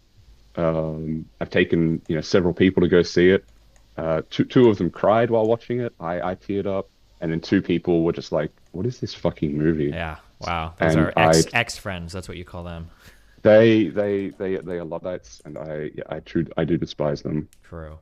For me though, I'm kind of like wondering, what is it about it? So what I've heard you speak about is kind of a lot of, I guess, about the score, the cinematography, and all those kind of things. But in terms of the themes, it kind of seems, at least in my parasocial understanding of you, to be a little bit against what you kind of philosophy, in a philosophy sense, kind of think, especially kind of the heavy kind of emphasis on the way they view relationships and things like that. So in the sense that you've spoken a lot about, I guess, relationships being transactional, would that be kind of right? Yeah, but I don't like to ever use that term because every time I should have never ever said that in the past because the way that I say that, the way that people view it is like so far removed. Like when I say that relationships are transactional, I mean that in the sense that I think everybody views relationships as transactional. But like people view that as like, oh, okay, well, my wife gives me 1 hug, so I'm gonna buy her 2 cups of coffee, or like we're gonna do one thing. Like that's not what I meant. I just mean that like we generally give things and we get things from people, and we're like these calculation machines, and we're constantly figuring out if it's like worth it or not, right? But like part of the transaction can be like, oh, like I enjoy hanging with my friends and telling jokes to them, and they laugh and they make me feel good, and that's like part of the transaction is we enjoy each other's company because we genuinely have like this that's what I mean when I say that. But people view it as like oh, my friend bought me 1 hot dog, tomorrow I'm gonna get him half of a cheeseburger, and then he's gonna like, that's what I mean when I say that. Yeah, there's some sort of like emotional reciprocity and stuff. Yeah. So what I look at that, particularly between from Wayman's perspective in that movie, it seems like he gets nothing from her, and yet in all of these universes he still wants to, spoilers for anyone if they haven't seen it yet, but well, I think he still wants. He enjoys being around her. He loves her, right? It's like they have a child together. He like enjoys like doing stuff in the laundromat with her. Like I think he's like a salt of the earth kind of like enjoys like the day-to-day struggle kind of guy. Oh, for sure. But you kind of then I kind of wonder, is he just I guess almost not delusional. That's far too strong a word. But he really does get nothing back. Like everything seems to be there. Like kind of an internal happiness there. He doesn't get anything back from her. And in fact, like it seems like even in every universe, she seems to be almost exploiting him. Well, I feel like she seems to be the one taking from him. I feel like where we see her in her later life, that's true. but that's part of why he was pushing for the divorce, right? But I think earlier in life, I think that they were having fun together and enjoying it, right? Because like when you see like the flashbacks, especially them like opening the laundromat and stuff, and them kind of like smiling and being together and everything. But even opening the laundromat, she kind of has this great hesitation. She's not sharing in his joy or anything like that. I kind of this is how I took it. Yeah, I would have to go back and check. I thought, because I know later in life she's like, "Fuck this, it sucks." But I thought early on they were really excited about it, right? Because keep in mind that she literally ran away from her family to be with him. Like she was willing to leave her whole life behind to spend her life with him. So I feel like, I feel like in the beginning it was a thing that they were both in together. But maybe I'd have to go back and like read into the laundromat stuff. Like she might have been like a little bit more cautious because he was like a little bit more like free, like, oh, like let's just do what makes us feel good and what's happy or whatever. But I think in the beginning I thought they were both more on the same page with it. But I could be wrong. I'd have to go. Yeah, I have to go check. Oh, for sure. I guess I kind of take it. There's this scene where they first come into the laundromat, and he's so excited, and she's just looks like, what the fuck have I gotten myself into? Sure. This is terrible. I'm just like watching it. People pointed out they were doing karaoke at the start. Okay, I'll pay some of it. Sure. I mean, it feels like, I don't know if we ever hear anything about his family, but like it feels like she came from a more conservative, like responsible family. So it would make sense what you're saying, that she was a little bit more reserved and everything about it because she came from a family where they were taught that, right? That's why her family literally abandoned her or disowned her when she left with the guy. So that would make sense, right? Yeah, no, okay. I'll pay that to some extent. The movie is definitely focused on her, though. I know what you mean. It seems like he's doing everything he can to support and love her, and she's not doing as much for him, maybe, at least in an emotional sense. To the point where she stabs him, and he's still like, no, I love you. I will do anything for you. So yeah, and then the relationship. I guess you would probably fundamentally view the parent-child relationship differently. I think. Where she kind of has this almost brutal line, where she says, to paraphrase to her daughter, yeah, you are pretty fucked up, but I'll still be like, even if I could be in another universe where you're not, I'll choose to be in this one here, where it feels like if you do have this, ultimate possibilities, why would you not choose the universe where you have a daughter who's not, who's not more messed up, who loves you more, who you do have a better relationship with and things like that?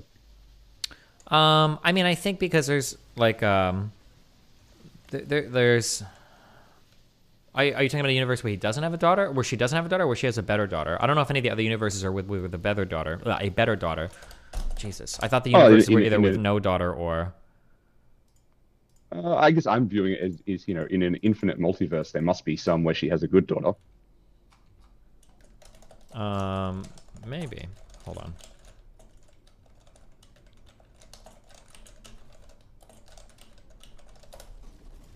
on.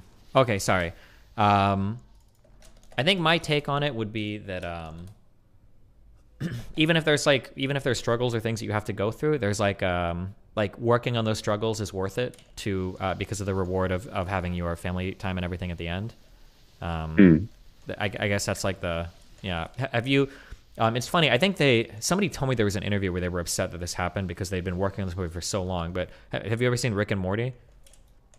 I've seen bits and pieces of it. Oh fuck! There's an episode. Oh, okay. I know what you're talking about. Yeah. Yeah. That came out like first season is the only good season of that show. I don't know. That Dan dude's brain was like taken, and somebody different worked on all the other seasons. I don't know what happened, but yeah, in the first season they have that interdimensional cable episode, and I think that it's like that episode is like a mini movie of that movie, right? Yeah, exactly. Yeah, and there are other worlds where Jerry and Beth could have had like way better lives in every sense of the word. They would have been famous, they would have been rich, but there would have been something missing, and that thing missing would have been like the. Oh, that just reminds me that speaking of a better world. The very first thing just jumping back to Wayman for a moment, the very first thing she says when she comes back from the martial arts universe is, I wish I could have shown you how good my life is without you. And again, that one just, oof. And again, maybe, that's later in life when she's built that resentment and everything like that. But to utter a phrase like that, that's the first thing on your mind is, I need you to know how good my life could have been. Again, just. Well, yeah, I mean, I think but that's part of it, right? Is like she's like built up like all of this resentment against him and probably everybody in the world, right? Yeah. Because she feels like she's lost out on everything in life because of where she could have been, right? All of her dreams and hopes and everything were thrown away when she ran off with this crazy careless dude to go start a fucking laundromat. I guess for me though, it's like Wayman kind of, for me, I guess, you know, kind of represents something. I wish I could be that kind of caring and but it almost feels at that point just unrealistic, I guess. Maybe that's just my, you know, I'm just too black-pilled there. You might just be like not that type of person, right? Like I'm not that type of person. I could never be that type of person. But like I know people, there are people who've got kids that are drug addicts, who've got family members that are fucked up that like always open their doors to them, are always willing to let them come back in, always get taken advantage of. Like those types of people do exist in life, right? And they're usually getting fucked over by everybody, but True. Yeah. And how do you view I'm not sure where you stand on kind of determinism as a general philosophy and then kind of way of moving through the world.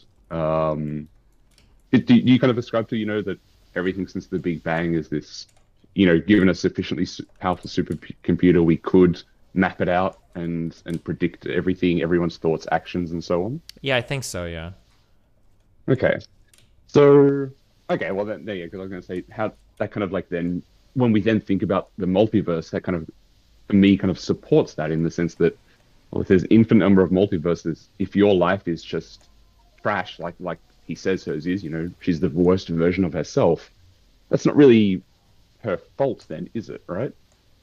Well, you get fault and responsibility are like very contextual words. So like it's weird to talk about determinism and then talk about like fault, right? Like it doesn't really work. It's kind of like saying like, why did Harry Potter choose to do something? And then me saying, well, because J.K. Rowling wrote it that way, obviously. Well, hold on, that contextually, that doesn't make sense, right? So when you talk about like a human choosing to do something, to say, well, because determinism, I think it's like a level of context removed where it doesn't really make sense to talk about human choice in the context of determinism. Like I might say, well, obviously everything is fully predetermined, but in the same way that like a fictional character is being written in some way by an author, that's not going to be an acceptable answer for explaining why the character chose to do what they did, right? No, for sure. And I guess that's you know, that's the kind of the unfortunate reality that I see it as well, is I kind of view myself as like a bit of an unwilling determinist there, in that whenever I think about it, I can't think of any other explanation for everything, but it's not a very satisfying way to live life, I guess, and things like that. Sure. How is it that you kind of like remedy that in your mind? I mean, I just don't think about it. It's on the context, on the contextual level that I'm at, it's just not worth considering. Well, I mean, I'll consider it to some extent in that, like, isn't it the kind of, I guess, almost the ultimate thing to consider? Yeah, I mean, like, I'll consider. I think there's some real life advice that can.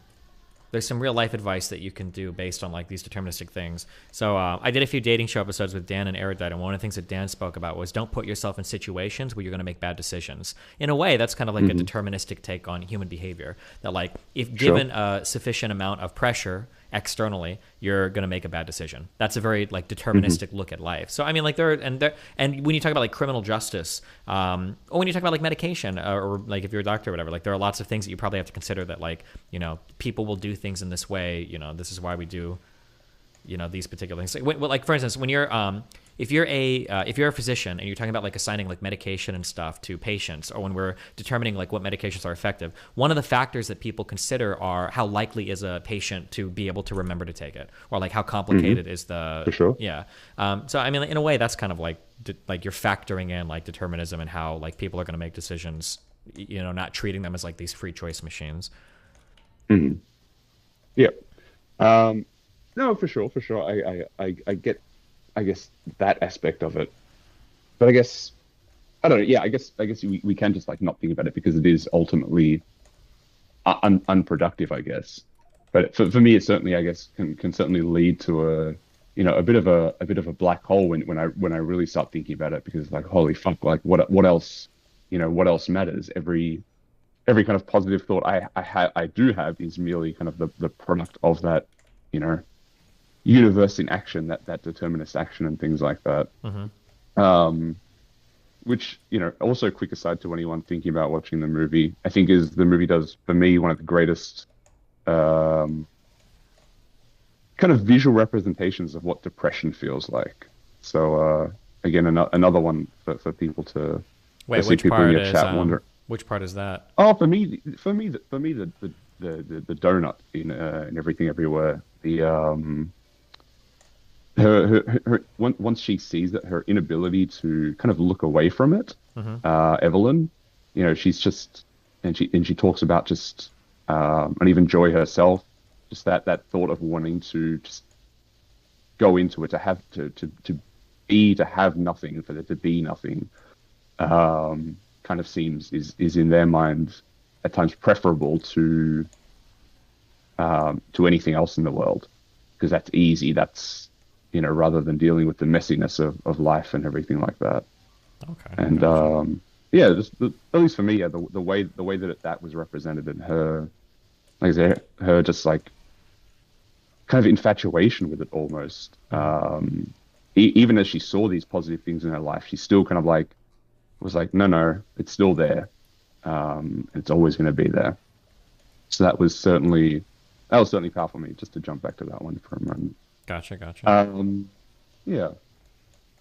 But I guess for me, the difficult part that I come to kind of, I guess, in the practical application of determinism, particularly, I guess, in a kind of mental health setting. And so, to preface this quite strongly, I think mental health and giving people leniency is incredibly important in a lot of aspects, and certainly historically something we've never done enough, and still don't to a lot of extent. But I guess how do we then, we kind of like, and again, maybe this is me being biased, but I feel like at times now we kind of get to this point where, well, let's say someone wants to exercise, and then they don't exercise, then we just say, oh, well, it's because of, X factors. They weren't motivated for this reason, or this thing got in their way, and things like that. And it almost, I guess, in some levels, never seems to leave room for self-discipline, self-determination, or anything like that. At some level, there is always a reason why someone didn't do something, and it kind of never eventuates down to their own personal motivation. And so, I guess, how does that fit in then for you? Where's that line then, I guess, between? Have you ever seen Brittany on my stream, the Brittany Simon character? Only very, very vaguely, not enough, no. Okay, Brittany is, I think, the only person that I think I've ever had on my stream that talks about mental health related stuff in a way that I ultra approve of. So when Brittany talks about, I think she says she has borderline. When Brittany talks about having borderline, she always phrases it as, I have borderline, therefore I do this. So like, I've got borderline, so I make sure that this happens. Or I've got borderline, so I don't talk to these types of people. That when she gives when she talks about having a particular thing, she pairs that with, because I have this is the behavior that I take to remedy things. I like it when people do that, because in my opinion, if you have a diagnosis, like an understanding of a problem, really should only happen if you can pair that with some sort of like remedy for it, like a solution or a managing of symptoms or something, right? So I don't like it when people say things like, oh, I can't do this because of my ADHD. Like, oh, the reason why I failed that project was because of my ADHD. Oh, the reason why I'm such an asshole to everybody is because of my autism. Oh, blah, blah, blah, blah, blah. Like, if you know what those issues are, then the reason why you're failing isn't because of those things. It's because you're not doing what you need to do to, like, account for those things. So, but the counter to that would be, right, that, well, I have depression. I know that, going to the gym helps me get better, but because of my depression, I can't go to the gym, I mean, because of your depression, you've got like a proclivity not to, but it's not physically keeping you from doing it, right? Like, I think the best thing you can do is, if you have a thing, recognize it, and then try to develop strategies to like account for it. Otherwise, all you are at the end of the day is a slave to, because then you could say because of anything, right? I don't go to the gym because of my depression. You could easily just say, I don't go to the gym because I'm lazy, right? I mean, technically both are valid. Like, it's true. I am lazy. I don't go to the gym, right? And then boom, you're done. But like, well, this is the hard line I kind of like run into when thinking about this kind of from a deterministic perspective, right? Is, some people's depressions are worse than other people's, right? For example. And so if person A goes but person B doesn't, is it because, that person had worse depression, or because they just lacked the intrinsic drive to do it? You know what I mean? So how? Oh man, there's a really good. There's fuck. Do you know that Scott Alexander dude? He does the Astral No. Star or Astral Slate's Codex fucking blog or whatever. No, He not has at all. he has an interesting write up where he talks about the difference between I think him and his brother. So he ends up going into psychiatry. I think he's a psychiatrist. I think he's a he's a physician. I think he does psychology.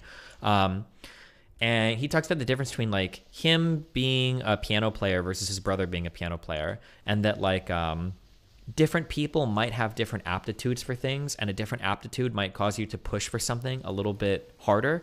But because you have more success in pushing a little bit harder, it lets you push more and more and more. So like minor differences in aptitude end up expressing themselves in like major differences later on in life, just because you were a little bit more inclined to make progress at something. Does that make sense? Yep. So this was in the context of you asked me like about somebody's if somebody's a little bit more depressed. Yeah. I was gonna relate that back to that. I don't remember now. That's kind of like the inverse of that, I guess. Yeah, like the here's how this is. So okay, so in relation to that, this is how I view a lot of successful people in life, or people that I look up to. Okay. I think it's really cool when people succeed because of certain things, but I think most people think it's really awesome when people succeed in spite of certain things. And there are a lot of people who develop like routines, who develop habits, who develop things that even though they're in a pretty shitty spot in life, they have these disciplines or they have these ways of working themselves out of it, such that like even if they're starting from a lower place or even if they've got other issues, like if you're accounting for these things that keep you down in different ways, like you can be way more successful than otherwise. Whereas if you use them as excuses, you can just like permanently like pigeonhole yourself into becoming less than what you ever could be just because of the attitude, I guess. Sure. Yeah. So like you might have somebody who's got like, I'm just arbitrarily using things. Like you might have something with like, oh, this person has like 40% depression and this person has 70% depression. And, you know, the 70% depression person could use that as an excuse to always underperform the 40% depression person. But like, if you think of it in terms of that way, like I think that anybody could theoretically use an infinite amount of excuses to never do anything. Right? Like, oh, for sure. Why would I And this bother is like against- lifting weights yeah. when I didn't start when I was like 12? Or why would you bother learning piano if you didn't start lessons in kindergarten? Or why would you bother, you know, with math when your parents didn't put you in honors classes when you were a kid? Or why play computer games if you weren't like playing computer games when you were 7? Like you could use that for anything, which I think is really bad. Oh, for sure, yeah, 100%. But let's say if we take it, let's say, you know, two people with an equal like level, and one of them does go on, you know, one of them does go to the gym and does get better and things like that. You know, I feel like our view then of the other person would not to be to say, well, you lacked the motivation to do it. It would to be to say, well, maybe you weren't actually equal in the first place. Maybe your depression was at a higher level to begin with and things like that. And that's why you didn't go to the gym. That's why you didn't get better. And things like that, you know. So here, this is the thing that always drives me. I think this is what should drive everybody. The only person that you should compare yourself to is yourself. The best person that you can be and the person that you were in the past. As long as you feel like you're improving over the person that you were, and as long as you feel like you're approaching like the best person you can be, then I think that's good in life, right? Like you might be the type of person that will never be the best at something, but you can be the best version of yourself at something, and to be less than that, I think is a crime against yourself, basically. But that, I mean, that's all you can do, right? Is be the best version of yourself that you can be given the set of circumstances that you're in. But the best version of yourself is going to be like probably 99 times better than who you are now. But that's, I mean, like that's realistically, that's all you can compare yourself to, right? Unless we're talking about like competitions where you're like actually competing against other people. But yeah, for sure, yeah. But so I mean, like at the end of the day, like you can use like chances are if you're talking to a person like, oh well, I can't do this because of my ADHD and I can't do this because of that and I can't do this. And I was like, okay, well, it sounds like you're a shitty version of yourself. Like you could do way better. Like you might maybe you do have ADHD, maybe you do have these things. So maybe you're never going to be like the best at this, but you and as yourself could be way better. You could do way better, right? And sure. So I guess your remedy to it is to say, well, okay, yeah, maybe you're not going to become champion level, you know, to just use the gym as our example. Yeah, like maybe you're not becoming a champion level bodybuilder, but you know, you can, given your depression or whatever it may be, you can still get fit and toned. And for look sure. Good. Yeah. Okay. And you're like the way that somebody, I don't remember who said this or who I read this from, but it's something that stuck with me for a long time. Like in 5 years, 5 years is going to have passed. Like there's no way to get around that. Time is time. It always moves forward. Do you want to be like, who do you want to be in 5 years? Right? Do you want to be the person that, you know, put in the effort to do X, Y, and Z, or do you just want to stay where you are now? That line of thought has driven me for a lot of different things that I've done. I was like, oh, this kind of sucks now, but in 5 years is going to have passed. And, you know, would I rather have started this habit or routine now, or would I rather just, you know, have fucked off and done nothing, you know? So. Yeah.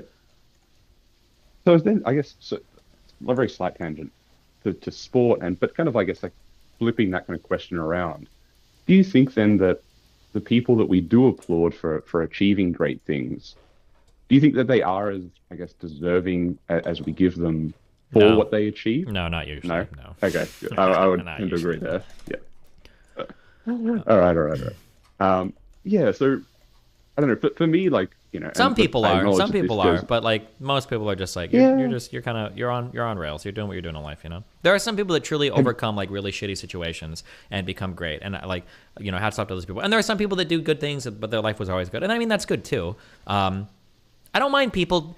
Here's the thing, I don't mind people taking a lot of credit for things as long as they don't come down hard on people that didn't fundamentally change their life situation.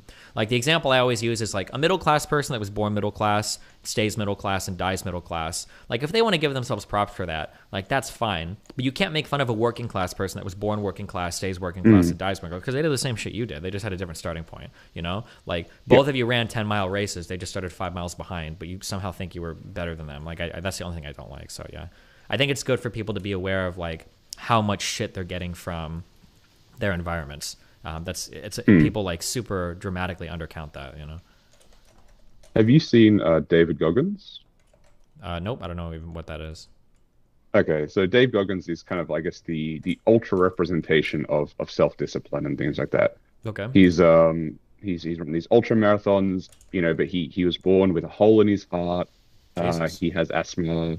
Okay. Yeah, like, and he was running these marathons, you know, and I don't know how much of this has been exaggerated, but supposedly he was running these ultra marathons, you know, on a exercise capacity 25% of what everyone else's were. Mm-hmm. And you know, he's become a Navy SEAL. He's basically done everything that you can in the military. Yeah, superhuman. Yeah. Okay. Oh yeah, and he's, you know, when you watch these interviews with him, he's just jacked. He's like, you want to fucking do something, you fucking go and do it. Like he's just on that life, you know. Self-determination is key, 100%. You know, he's like, he says to me, you know, oh, Dave, like, you know, I'm trying to run a marathon. He's like, what do you mean trying? Like, you're either going to run the marathon or you're not. Yeah. You know, and so how much, I guess it's kind of like two questions there. Is like, one, do you think we have the capacity, like, does everyone theoretically have that capacity to be like, it's just a mental shift, you know?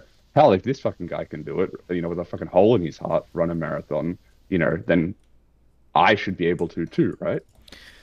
Is that, so, I guess, here's A, like possible or B, realistic? So here's a challenging thing. I had to do a lot of drugs to figure this one out. There is something that is powering us under the hood that people don't give enough credit to, and it makes a big difference in, I think, how far you can push in life. So, this is especially true in people with not aphasia. Oh God, what's the name of the anhedonia is what I'm thinking of for depression? Yeah. Lack of pleasure on the AR. Yeah. Some people just have these I have a really strong internal drive to like do things, to be successful, to be combative, to be, to be extroverted, to just go out and do stuff. Like I didn't do anything for that. I don't have to think about that. I don't have to wake up and be like, okay, today I gotta go. Today's gotta be the day. I'm gonna do these debates. I'm gonna start. Like, I don't have to think about it. I just do it because it's enjoyable for me. So like people say like, oh, you've got a good work ethic, or oh my God, you seem so much. Like, yeah, I guess I do, but like it's fun, right? I do it because I enjoy it and because I have a drive for it. I'm not choosing to do those things every day. I imagine for people that don't naturally have those really strong drives, and like not to take anything away from the hole in the heart guy, but it sounds like he probably has a really strong internal motivating drive as well. And that seems to me to be like one of the most important fucking things you can have. And I don't know how to transfer that to somebody, right? Like my early days of streaming were unbelievable. How much weird tech I had to sift through, using encoders that were made by Japanese people where the documentation was in languages that my fucking computer wouldn't even support. There was a lot of weird shit, but it was all fun for me. It was like really enjoyable. Like the challenge of making shit work, the challenge of getting Adobe Flash Media Live encoder, like the command line, doing the right shit to get, like that was all like super fun. But for a lot of people, that'd be really discouraging. I noticed that a little bit for, not to throw him under the bus, but I noticed that for my son, that like he gets discouraged sometimes playing games, and I think it's probably normal because most people get discouraged playing games. And I remember fighting a lot with Kyle when we would play like use map settings games in StarCraft a long time ago. Every time we played a game, I wanted to turn it up to the very hardest setting, and I wanted to lose 500 times before I got past level 1, and that felt really good to me. And those types of things, I love that. That's super enjoyable for me. It's like playing something where you lose 500 times in a row and then you beat it. But for him, he was like, dude, I'm not gonna play this with you. It's not fun. This is so stupid. Like I'm not having fun. I'm not enjoying myself. Like I don't want to lose. I don't want to be stuck on level 1 forever. But in my head, I'm always like, well, fuck. Well, if you beat it and you put it on an easier difficulty, like, well, who the fuck cares, right? So, yeah, I don't know how you, for a lot of that. So for, yeah, I don't know how to. Then comes. Oh, go ahead. Yeah. Yeah, that kind of comes back to the determinism thing, right? Of well, yeah, you were born with this intense drive. Well, so I don't know if I was. Then To be clear, I don't know if I was born with it. It might have been something I got like by the time I was like 4, 5, or 6 or something, right? I don't know if I was sure. But, but I didn't choose the point it. is like, yeah.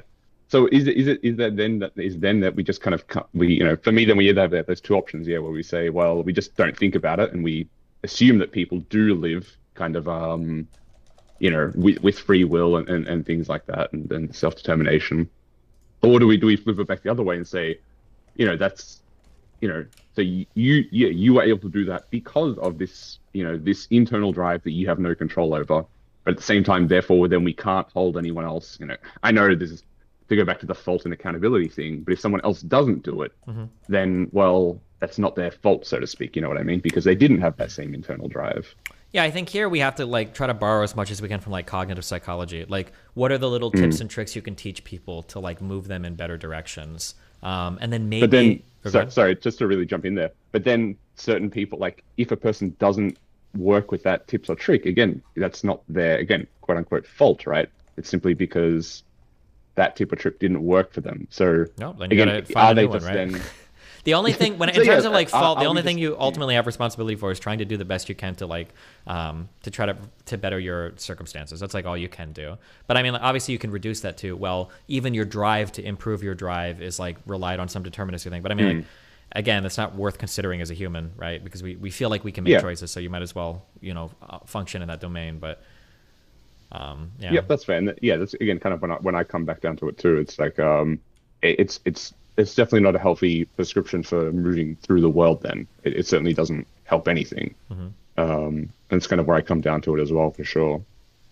Okay, check out some Dave Goggins and see what you think about just the indomitable human will and the try. Sure. It is truly insane watching him. Yeah. He is next level kind of thing and stuff like that. 100%. Yeah.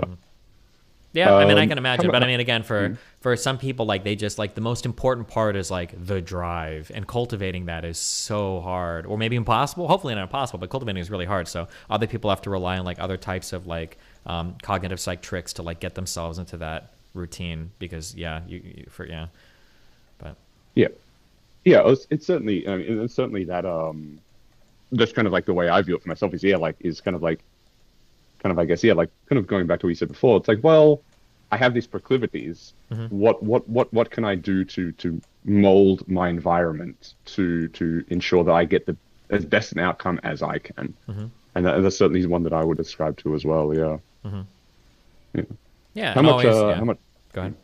I was gonna say, how much time do you have in general to chat? I'm good for a while.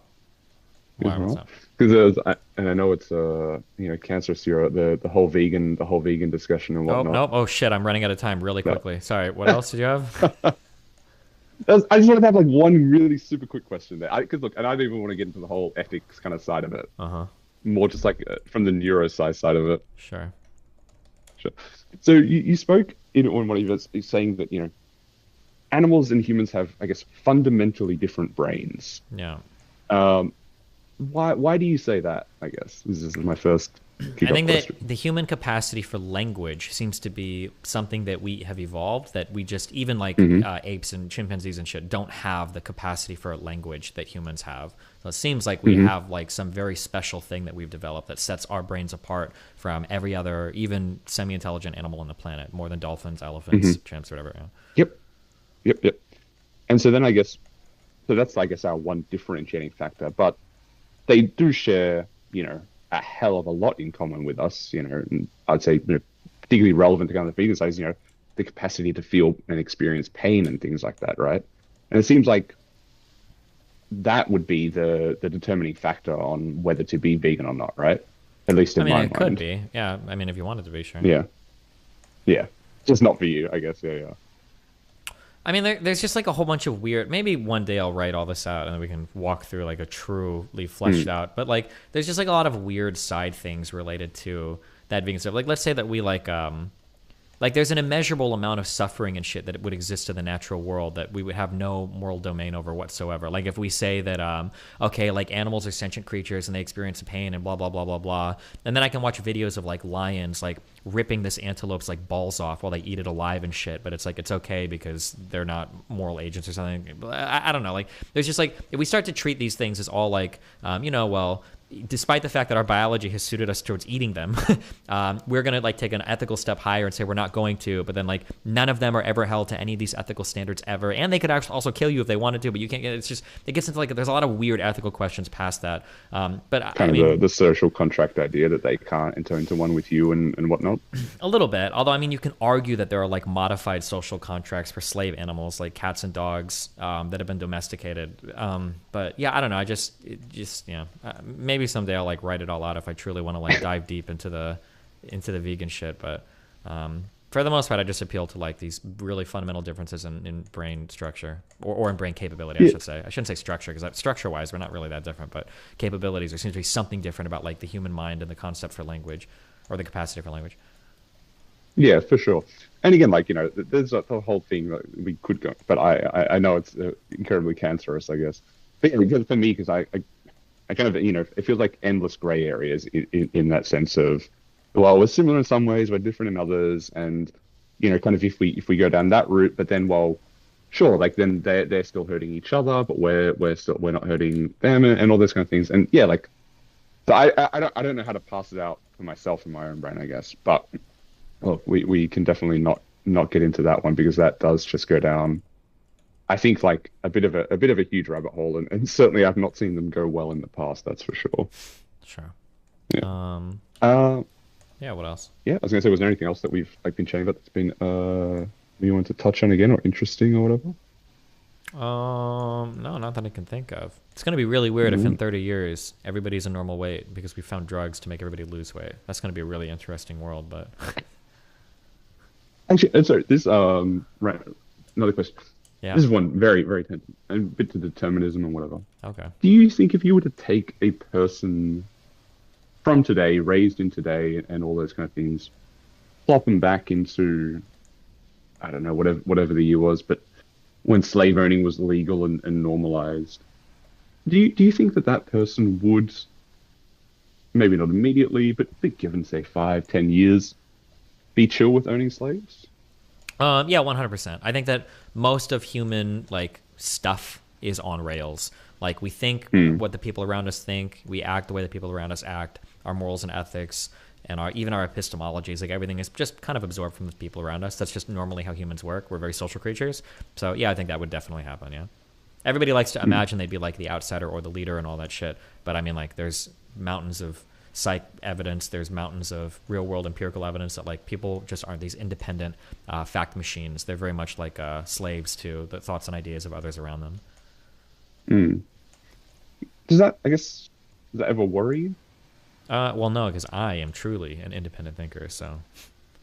Right, but you're in this society of savages that could turn on you at any moment, right? Good. I hope they do. Well, I guess they have turned on you often, so fuck me. True. Right? I'm ready for it. I guess, yeah, so I guess I just, again, kind of come back to that. I don't know. This is kind of a bit of a cyclical argument now, I guess. Yeah, it's like, well, can we really be can we really applaud our progress as humanity, or even applaud individuals' progress when, you know, it all seems to be this thing that's completely out of our control? And if anything, yeah, each individual's actions are only a product of their environment and things like that. So are we just all fundamentally evil creatures, I guess? Nah, evil's too strong a word. We just have to mean. recognize that we're products from environments, and we have a little bit of wiggle room in there to try to be the best we can be. There's like an interesting line off of there's a prog rock band called Pain of Salvation, and they've got an album called B, and in one of the songs, Daniel Gildenlow, the writer, he kind of makes fun of humans thinking that they're ultra intelligent today because we use computers and cell phones. But then he remarks that if you were to put somebody like in front of a bunch of the components of a light bulb and then try to have them, put a light bulb together, like 99% of humans couldn't do it. So the idea that we're these ultra intelligent beings compared to the savages of the past is not true. There's just like a lot of collective social intelligence that passes on from one generation to the next. So yeah, I mean, I think we are largely products of our environments and our social networks. Yeah. Yeah. Oh, that does definitely like fuck me up when I start thinking about how, and that's just becoming worse and worse as time goes on. The kind of like the level of technological complexity that we're further and further removed from, and in so dependent on as well. That certainly kind of worries me. When I think about, we just see the crazy crap that goes on with Elon currently, and whether Twitter just implodes and there's something that a lot of people use for, I guess, livelihood or whatever it may be, and things like that. Yeah, I guess it's more of a comment than anything else. Yeah. Yeah, I actually have to dash off myself. I just realized because it's in the morning here and I have to go to work soon. Okay, well, but good luck. It was a good chat. Good chat. Yeah. Cool. Stay safe. Be careful. Don't run into any kangaroos on your way to work. Okay. No, we ride them, man. It's all good. All right. Well, have fun. I'll see you later. All right. Cool. Bye. Talk to you later.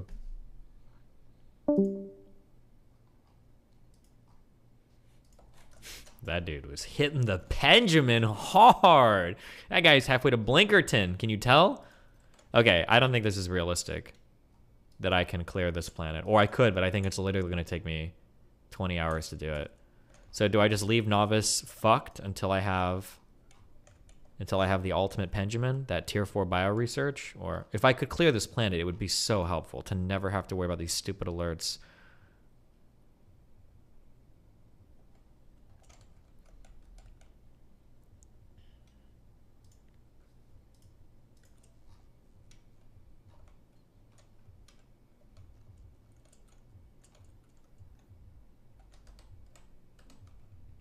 I have 20 hours if you do. Let's begin.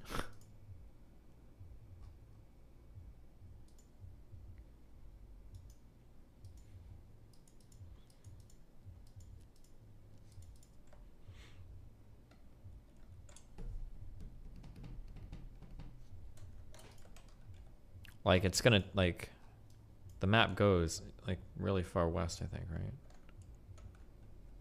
Wait, hold on. If you're gonna steal this meme, at least play his clip.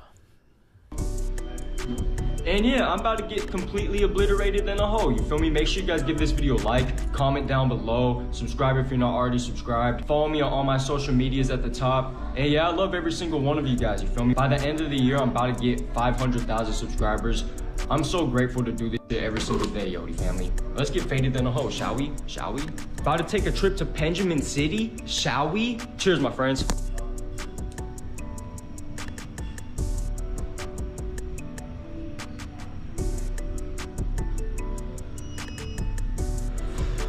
Damn, what's good, Yodi land? That shit's smacking harder than a hoe, you feel me?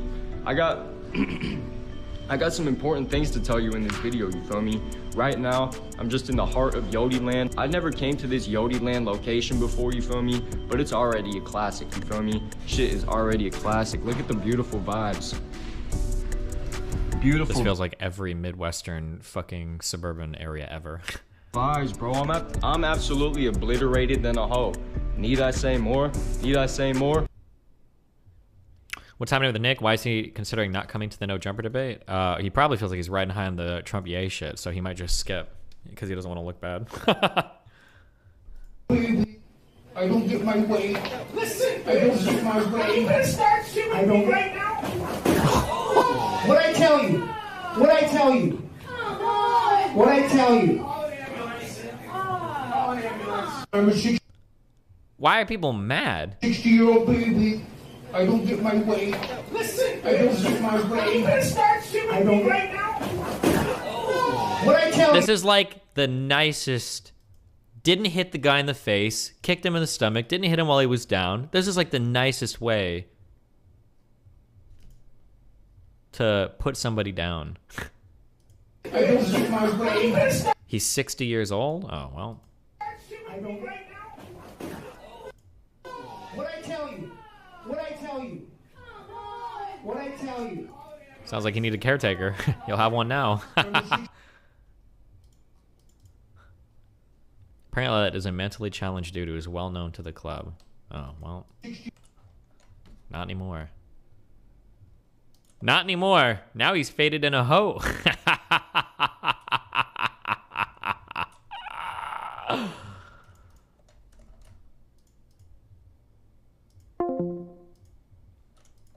Hold on one sec. Nah.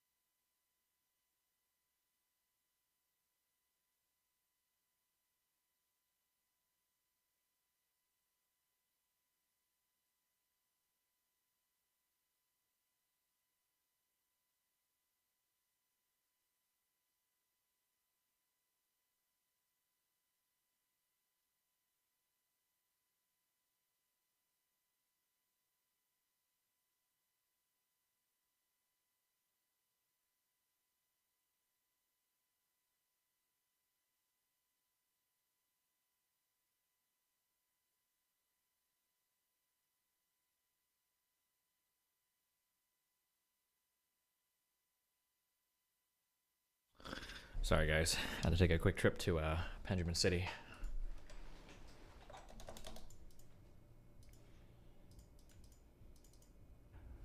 But that's simply not possible. Why isn't it possible? It's just not. Why not, you stupid bastard?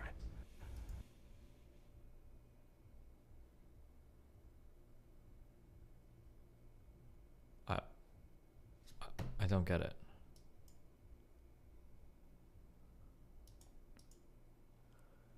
Calculate it. It's 275. What's the joke? But that's simply not possible. Why isn't it possible? It's just not. Why not, you stupid bastard?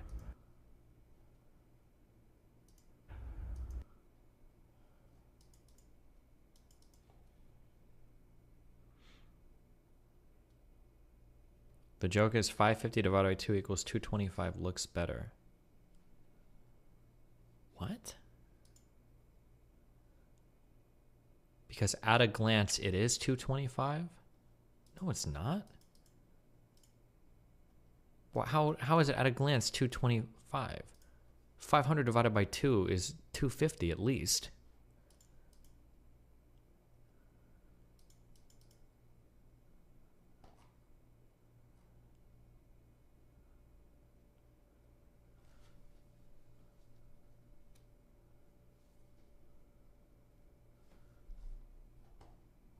It's like when you add 33 and 77, you feel that it's 100? Do you feel that way? Do you feel like 33 and 77 is 100? Am I? Okay, I don't know. Okay.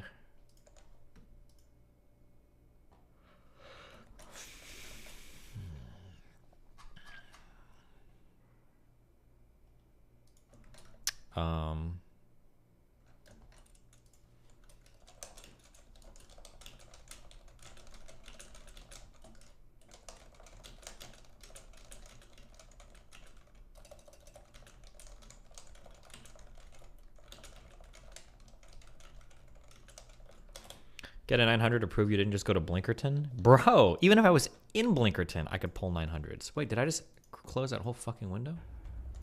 Okay, sorry. Something is off about this. Hold on, bro. FTX tried. Bro. Okay, hold on. I'm sorry. Let me just prove to this dude. This guy's faded in a hoe. Okay, here we go. What? Shut up. Go to Blinkerton.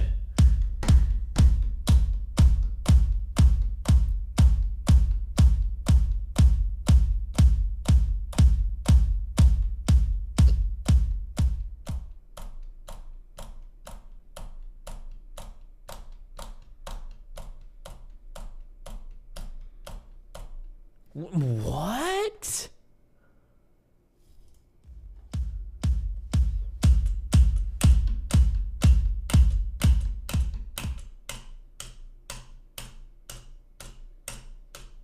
Oh no. No. Yeah, that was... Oh, I didn't even hit the button here. Nice.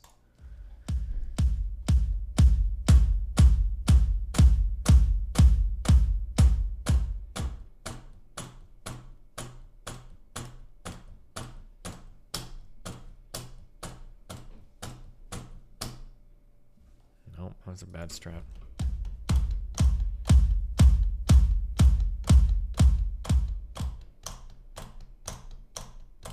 No.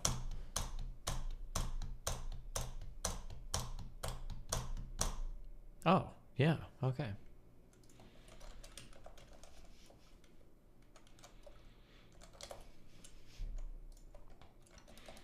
Okay. Okay, back to this vid. To hide billions of dollars in fraud, and now their ex-CEO Sam Bankman-Fried is trying to convince everyone it was an accident. He isn't such a bad guy, he just got in over his head. And already there are financial commentators like Kevin O'Leary willing to vouch for him. I just think he's a very interesting individual. Over time, we'll peel this onion, find out what happened. I don't think that guy has an evil bone in his body. Now, it may not surprise you, but Kevin O'Leary is a paid spokesman for FTX. But even unpaid sources have parroted his claims. Take, for instance, the New York Times. They quote SBF saying he was just distracted and that's why FTX fell apart. Quote, had I been a bit more concentrated, that would have allowed me to catch on to what was going on the risk side. That's right, guys. If he only hadn't played League of Legends, he might have noticed he was stealing customer money. Now, of course, the New York Times was roasted for their uncritical take on Sam, as was Kevin O'Leary. But even respected financial journalists that I personally like Matt Levine of Bloomberg, have recently floated theories around that maybe this is fraud, but maybe not.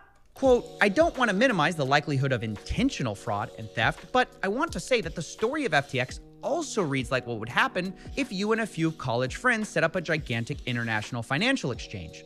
Your friends are traders and engineers, not accountants and compliance officers. They're running a huge exchange and are too busy for paperwork.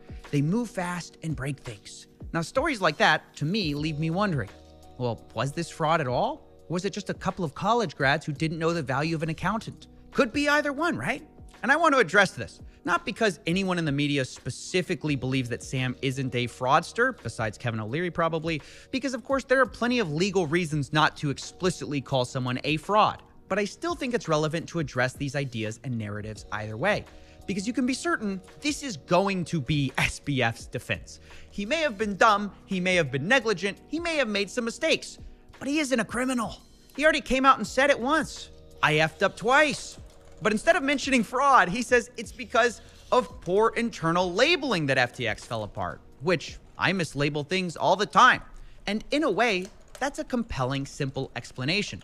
Don't attribute to malice what you can attribute to stupidity. Or in this case, don't attribute to fraud what you can attribute to a polycule of 20-year-olds in the Bahamas getting in over their heads. That is basically what he wants you to believe. And so I'm here to answer that question. Could it possibly be that FTX is just a story of negligence? Well, the short answer is no. And the long answer is hell no. Damn. Since FTX unraveled, I've been speaking to Alameda insiders, FTX insiders, even people who called out FTX months ago, like short seller Mark Cohodes. And the one thing I'm positive of after all of it is that Sam is probably the greatest con man of our generation. The only real question I have is why did it take us so long to find this out? Now, as I share the evidence that supports this claim, bear in mind, compiling a complete post-mortem on FTX is admittingly difficult. A paper shredder leaves behind better evidence than Sam Bankman fraud. Sorry, I mean freed. Well, not freed for long. He's going to probably be in jail soon. But until that sweet day arrives, just understand that I don't have the full story yet. Nobody does. Even the people who have full access to the back-end evidence are still puzzled. In fact, the main person tasked with handling the FTX bankruptcy process also handled Enron, which is the definition of complicated corporate fraud. So you'd think it'd be no big deal, right? Right? Nope. Wrong. FTX is worse than Enron. Damn. Quote, never in my career have I seen such a complete failure of corporate controls. Oh my God. Not only that, he says that everything he got from SBF in the way of evidence, he has, quote, no confidence in, which, isn't great. This is probably because A, Sam has lied, and B, it sounds like everything in his empire was a mess. Wild. Allegedly, FTX was approving expenses with, quote, personalized emojis, and that Sam was communicating with disappearing messages that were set to auto-delete after, quote, a short period of time. Not only that, Sam encouraged employees to do the same. So understand that we don't have a full picture of what happened yet, in part because, well, they deliberately avoided leaving one. And I would actually point to this as the first piece of evidence of fraud. You don't show up to the scene of a crime with billions missing and find out all the evidence is destroyed and say, oh darn, maybe they accidentally torched it. No, that in of itself is suspicious. And deleting your text messages and encouraging your employees to do the same, that just screams that you're hiding something. But even though they didn't leave us much to go on, there's still tons of breadcrumbs that lead us to the same conclusion. For example, take the corporate structure of FTX and all their subsidiaries. We've talked about this. It's incredibly complicated, but I'm supposed to believe that the guy who set this up is the same guy who didn't know it was wrong for him to take from one company and steal it. Isn't this the same guy whose parents are both compliance lawyers, sticklers for the rules? Whatever happened to the Shkreli rug pull? He pulled it.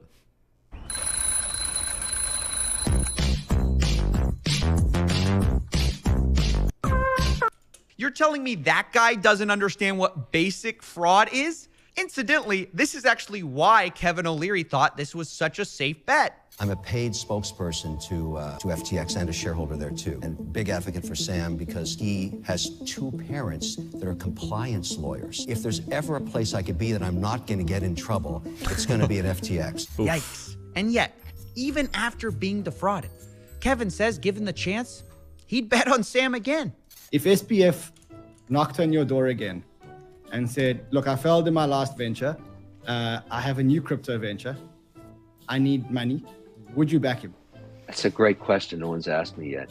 I think we can all admit, you can love him or hate him given what's happened, but he was one of the most brilliant traders in the crypto universe. He also built one of the most robust platforms. We used FTX actively. It was a very robust platform that allowed us to get information on a compliant basis. So I really like what he built. Would you back him? The answer would be yes. Based. Aiden. Yeah? Can you try coming back? What the fuck? No! Aiden. This is the fake. It could have been funny, but why was it so fake? Why would you make it so fake?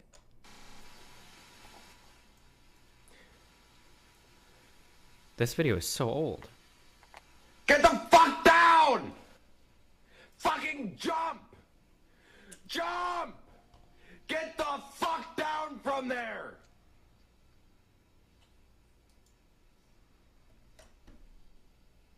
Fucking jump!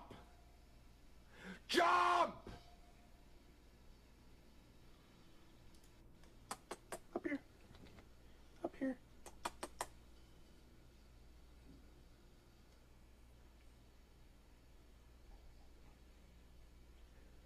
What the fuck are you looking at? Don't fucking run away from me! I'll end you! Where'd you fucking go? Fuck!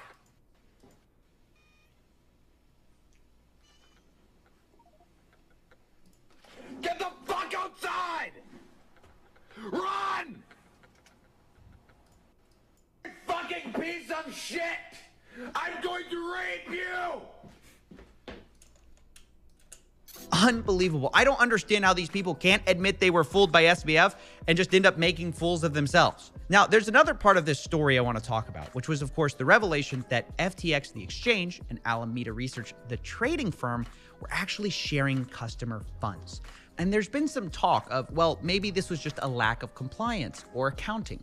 But I want to suggest to you that SBF was not lacking anything. He purposely and deliberately profited from the vague relationship between Alameda and FTX. And the first sign of this was when I spoke to an insider at Alameda.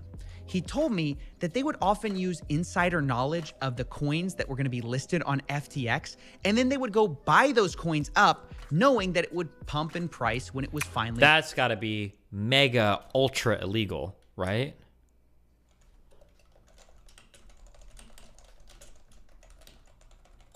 There's no way that can be okay. Listed. In other words, an easy profit could be made. This, by the way, is similar to what happened on Coinbase, and 3 people were arrested for insider trading in that case. But unlike Coinbase, this wasn't... But it's crypto, not regular securities, so maybe it doesn't matter. Yeah, I don't know. Rogue employees. This was Alameda itself doing this. So let me get this straight. If it was criminal when 3 individuals did it, what does it mean when an entire organization does it? I even asked the Alameda insider if they thought that it was criminal behavior, and they told me, quote, it was probably criminal in hindsight. Yeah, you know about the 2020 of hindsight. Sometimes you realize, wow, that was probably illegal. Now, this insider evidence is actually further validated by public reports that Alameda Research amassed swaths of tokens ahead of FTX saying it would list them, according to an analysis of public blockchain data. This is from the Wall Street Journal, and it just corroborates this insider testimony.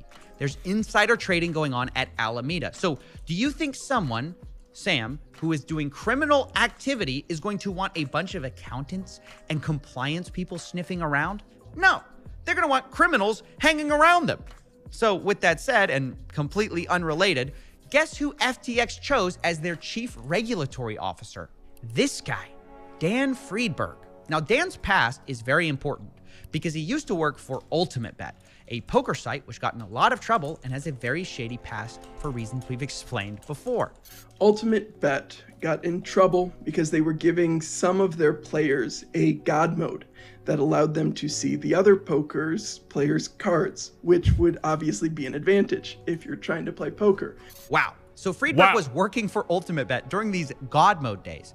And although he was never charged with anything, there is leaked audio coming out from him conspiring to hide the owner of Ultimate Bet from facing any consequences from using it. Here's Russ Hamilton, the former owner of Ultimate Bet, who used God mode and admits to making money with it, telling Friedberg that he wants to get out of this cheating scandal. I feel, and I did take this money, and I'm not trying to make it right, Dan, so we got to get that out of the way real quick, okay? So then Dan Friedberg replies to Russ that maybe they should just blame it all on a third-party consultant and say that was who used the God mode on their website instead of Russ himself. I think for the public, it just has to be former consultant to the company, took advantage of a server flaw by hacking into the client, been able to identify exactly when sometimes he played with it, sometimes he played without it. Sometimes he intentionally won, and sometimes he intentionally lost. Based. Very erratic play. True. But we've been able to identify the times when the tool was up and their net wins. And that's what And what you could also say is that the tool was originally set for a 15-minute delay. And he hacked it to a real time. I think that's what we do.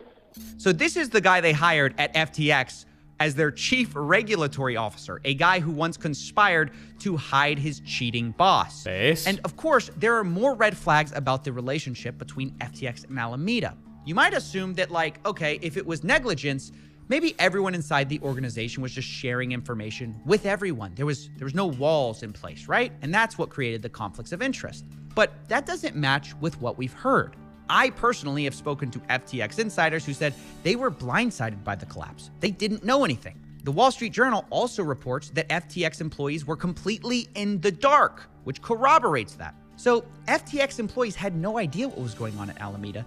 Meanwhile, the Alameda employees, on the other hand, knew exactly what was going on at FTX. They had back-end access. So this relationship wasn't uncontrolled, it was one-sided. Back to the God mode analogy, it was almost as if they specifically set up their crypto exchange to be pilfered by their traders without anyone knowing. Almost like they had a back door. Oh yeah, they did end up building a back door. I forgot, their CTO built a back door to avoid triggering red flags. See, it's hard to call things like this accidents or negligence. It's literally designed to be hidden. Alameda had a one-way window into FTX to steal whatever they wanted from client funds.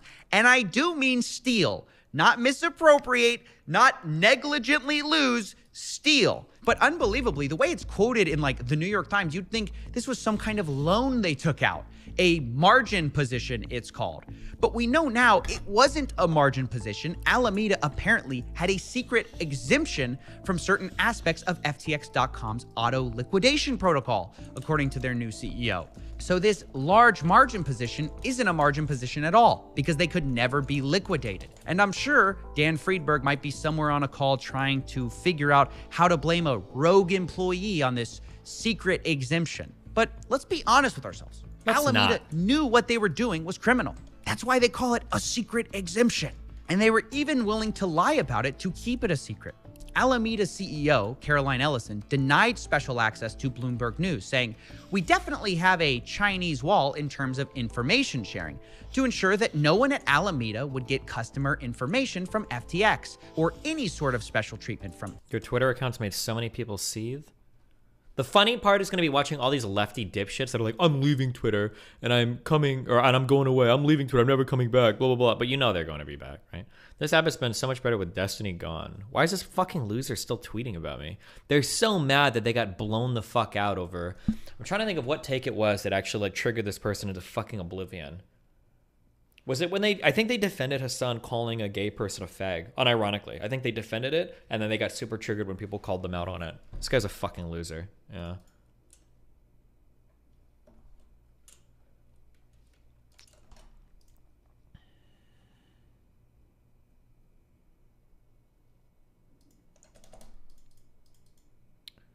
Wasn't that the guy who did it? No, not initially. Oh, also, hey, just because I am keeping a list of all the people that Max reaches out to, just because I like to know, you don't have to tell me also. If Mr. Girl reaches out to you because he wants to chat to interview you about my abuses or whatever, feel free to shoot me a message and just let me know. I'm curious.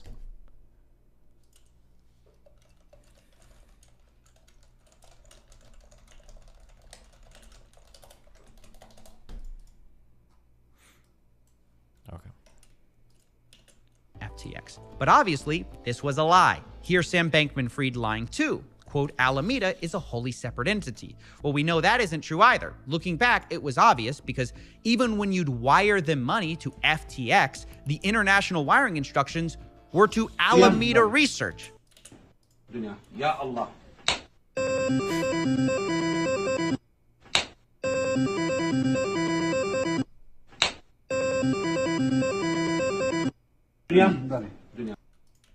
Not exactly separate. And so after finding all of this out, I spoke to Mark Cohodes, who called out SBF as a fraud much earlier than almost anyone else. And I asked him his thoughts, and he said this was all obvious a mile away. I knew something was wrong a year ago because everything this guy said, and you can play all his interviews back, nothing added up. You know, nothing added up. If people ask me a question, I will give them an answer or say, I don't know. I won't talk in a figure eight. You know, I won't answer a question with a non-answer again and again and again. Nothing this guy said has ever made a lick of sense. And if he would have come to my office looking for money, I would have told him to hit the bricks because nothing added. I mean, they didn't even figure out that his accountant's address was somewhere in the metaverse. I mean, at a minimum, you check out who the guy's auditor is and say, who's your auditor? Oh, my auditor's name is the Pep Boy, Manny, Mo, and Jack. Okay, what's his address?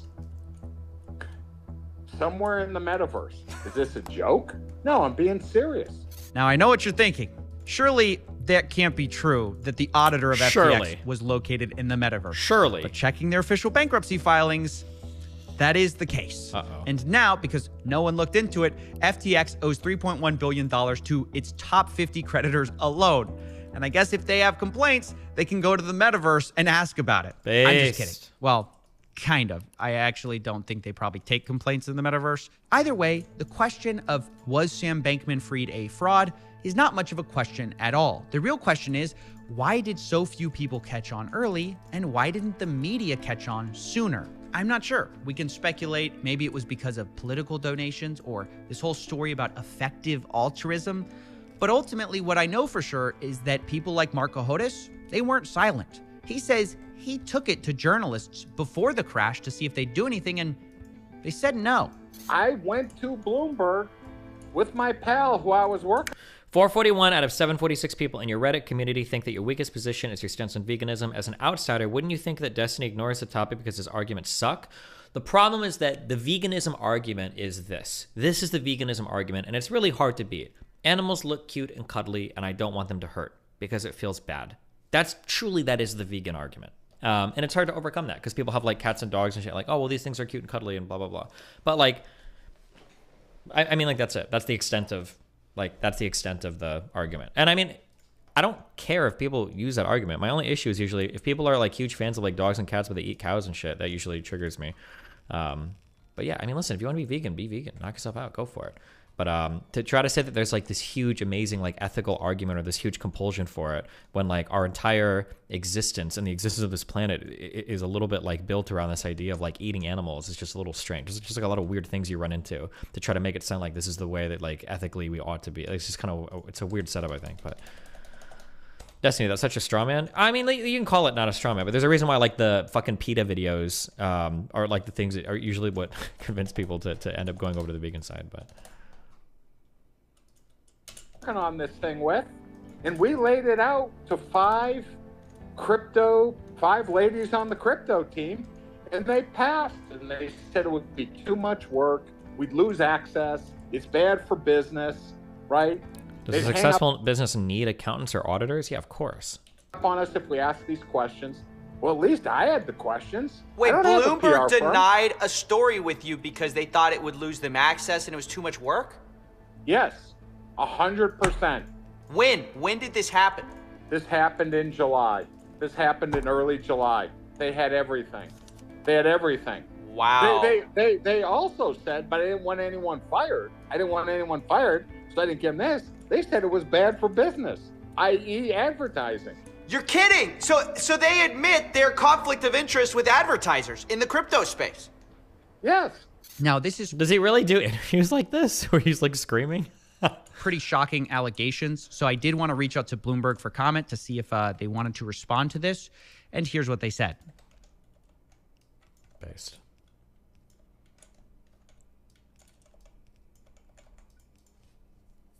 And? Problem?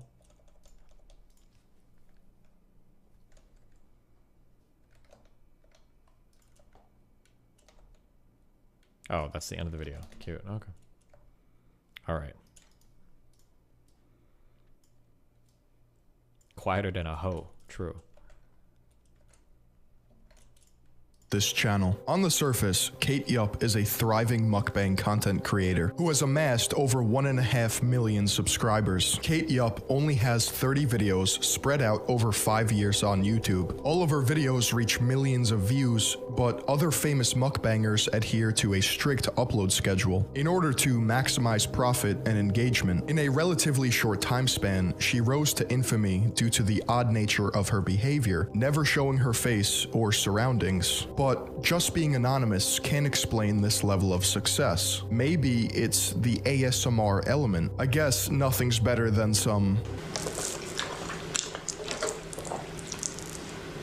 It could be the challenge aspect, speed running through all the food in front of her. Or is it something insidious lurking behind each upload? Subreddits, blogs, conspiracy theories, and even her own comments have speculated that she is being forced to make these videos against her will. Taking a closer look, there are patterns and behaviors that could legitimize some of these claims. And without any convincing responses from Kate herself, her audience is left to believe the worst. Her first video on April 23rd, 2018 depicts her eating 11 pounds of salmon. To put this into perspective, 11 pounds of salmon is roughly 10% of a grizzly bear's daily diet. If any of you have a big appetite, you're gonna want to make sure you're getting the highest quality ingredients and food possible, which is why today's video is sponsored by Thrive Market. Thrive Market is an online membership-based grocery store on a mission to make healthy living easy and affordable. Does this guy sound a little bit like Moist Critical? Am I crazy?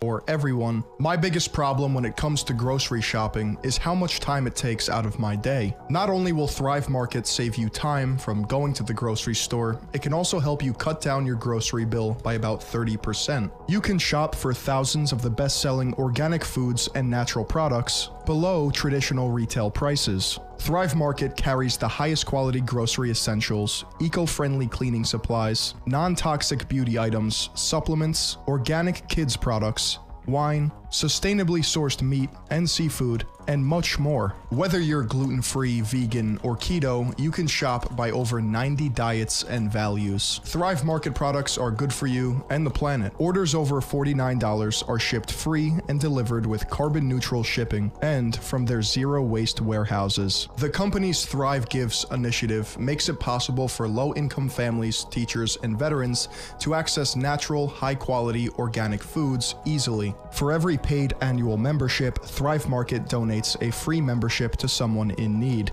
With my membership, I was able to save $24 on my favorite snack, which are chomps. Whether you're looking to save time or money or just source amazing items, a Thrive Market membership is for you. Head on over to thrivemarket.com/Philion or just click the link down below to receive a free $60 gift. And thank you to Thrive Market for sponsoring this video. Over the next 18 months, her mukbangs would progressively get bigger and bigger, but prior to any real answers for her erratic behavior, she disappeared off of YouTube. Both normal viewers and conspiracy theorists were left to speculate whether or not she was okay and the truth behind her channel. After all, if you've amassed such a big audience, it's rare just to disappear off the face of the earth and not upload. It seemed no one would ever find an answer until this month on October 7th, 2022, when Kate Yup posted again. Before we talk about her videos and where these theories come from, it's better to try and understand Kate Yup. For starters, no one knows who she is. She has never shown her face or much of her surroundings. However, there are some details and facts that help us paint a better picture of who or where she is. It's believed that she lives in France or is French, because her first video was posted with French text in the description box, and she speaks English with a seemingly broken French accent.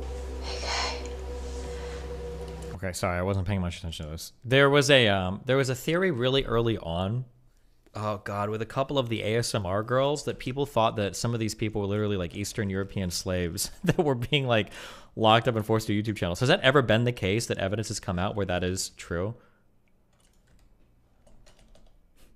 Wait, like where oh, actually, do you remember when fucking I don't know if you guys remember this, but does anybody remember when there was a really big streamer on Twitch called Amaranth made a claim that her husband was abusive and made her do like weird like booby stuff and everything?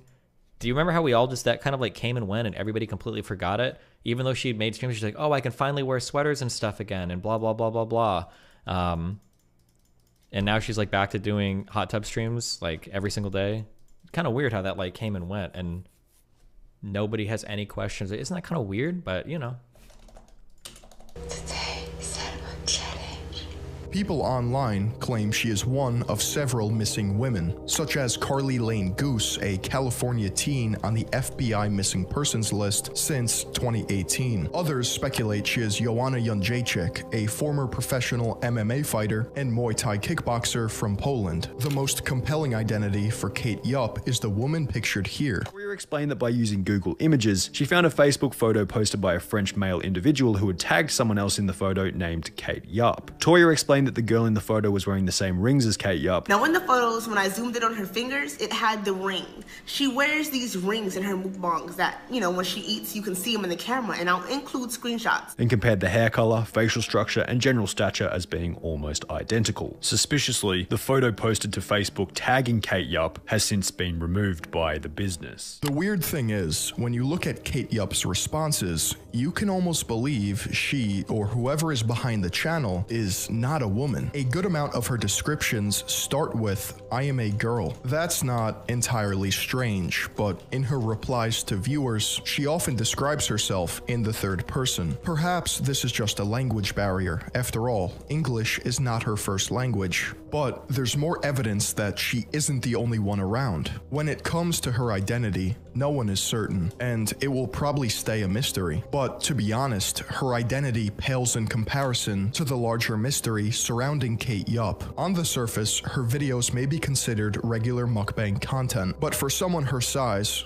no, you know what? It doesn't matter. The amount of food she eats is alarming. Additionally, viewers believe she is being forced to eat within a certain amount of time, and that there's some hidden motivation behind these videos. Kate has acknowledged her viewers' concerns and, in broken English, states, quote, I have any health problem. My metabolic system has adapted, in almost every description, which I guess is her way of saying, I'm fine. I just think she forgot the don't. She also seems to look up and away at times, jerking her head in one direction like she's acknowledging someone off camera. This all starts to make sense when you listen closely to the footage. In Kate's video titled 4-Hole Aloe Vera Leaf, there are different timestamps when an assumed male's voice can be heard giving Kate instructions. Hurry up, just eat, fast, I'll kill you.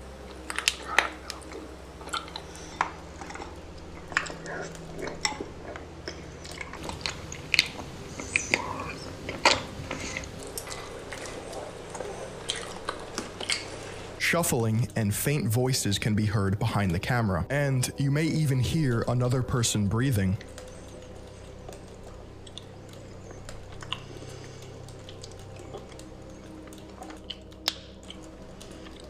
Is there some man hiding behind the camera, forcing Kate to devour food on YouTube for money? Could this be some sick man's fetish? In this case, it would explain the "I am a girl" clarification in almost every description. Is the context needed for the fetishization from the viewer's standpoint? Maybe some people wouldn't watch it unless she explicitly stated that she's a woman. It is speculated that she is being coerced by an unknown individual to eat as fast and as much as humanly possible. By extension, many people online believe that this anonymous person is abusing her. In some of her videos, she can be seen with bruises on her arms and hands, as well as what looks like to be a bruise or sore on her mouth.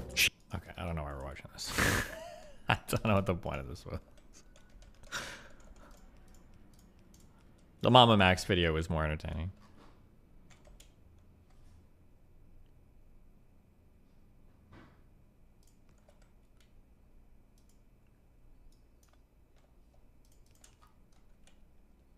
I don't know how I want to draw my lanes off to do this. 1, 2, 3, 4. I need 2 full.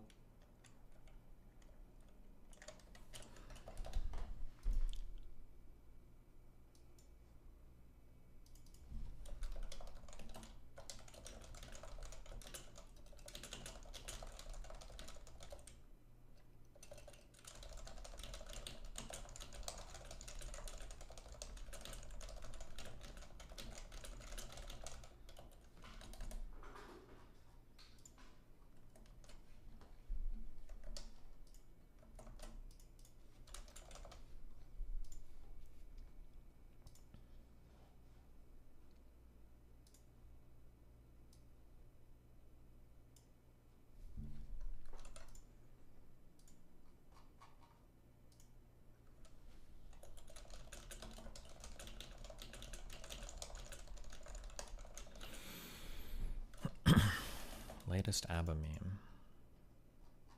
Is she pregnant? She showed up pregnant to a date.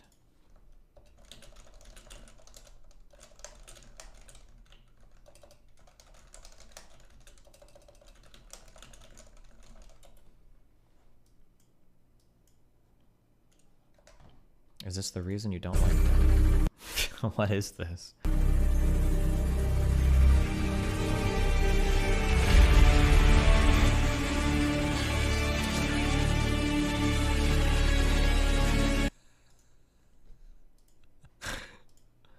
Why? But you're a classical liberal in that sense, because even though we just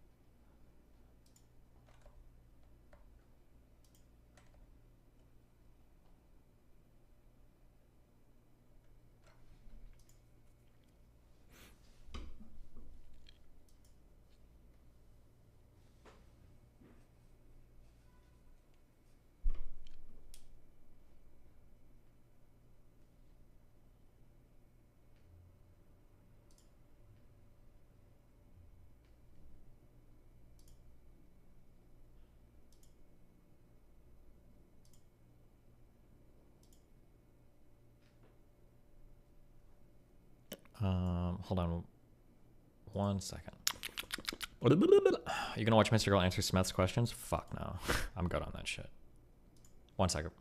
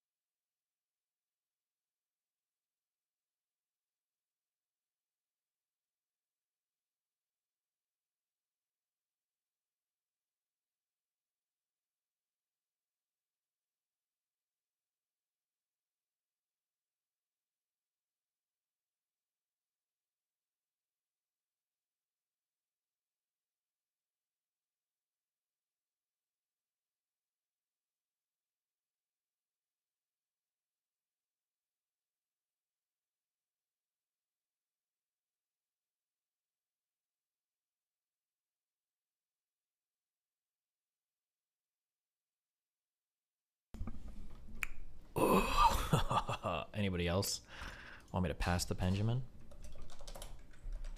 You're not getting any. That's why he slapped the fuck out. Bam, bam.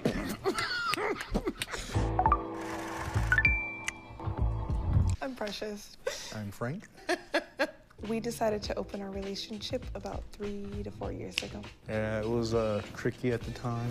We had different ideas of what a open relationship was, right? So I kind of just want a friend that we could like be more than friends, I guess. For both of you, what is the best outcome of this experience today?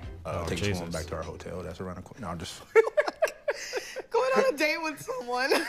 Go on a date with someone. Let me after Rob Hedge, man. Pom pom. Just to let you guys know, he's not playing.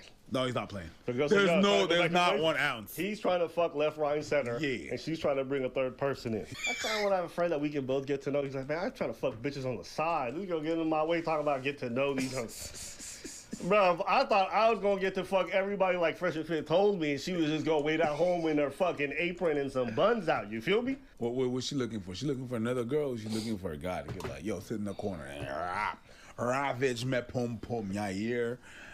Is that what you looking for? On the side, you touch your little cocky your ear, and you not touch me. But I'm gonna get ravaged. If she wants to get ravaged by another dude, I don't know. Good for her. Hi. Pulling 2 lines directly off the bus? Yes. Hi. I'm Precious. Jazz. Nice. Beautiful. I'm Lucy. Beautiful. Talia. Hi, Talia. Jasmine. Precious. Mary. Precious. Maya. Yes. Hi, Jordan. Jeez. Hi. Hi, bye. Steel, glass, plastic bars. bye. That's exactly what I'm thinking. Why are they introducing themselves? Megan, this whole process is worse. I don't know, bro. Here's my name so you can remember after I give you this. W. Bye. Dub. Precious. Hi. Love. Precious. Bye. Precious. Hi. Precious. Bye.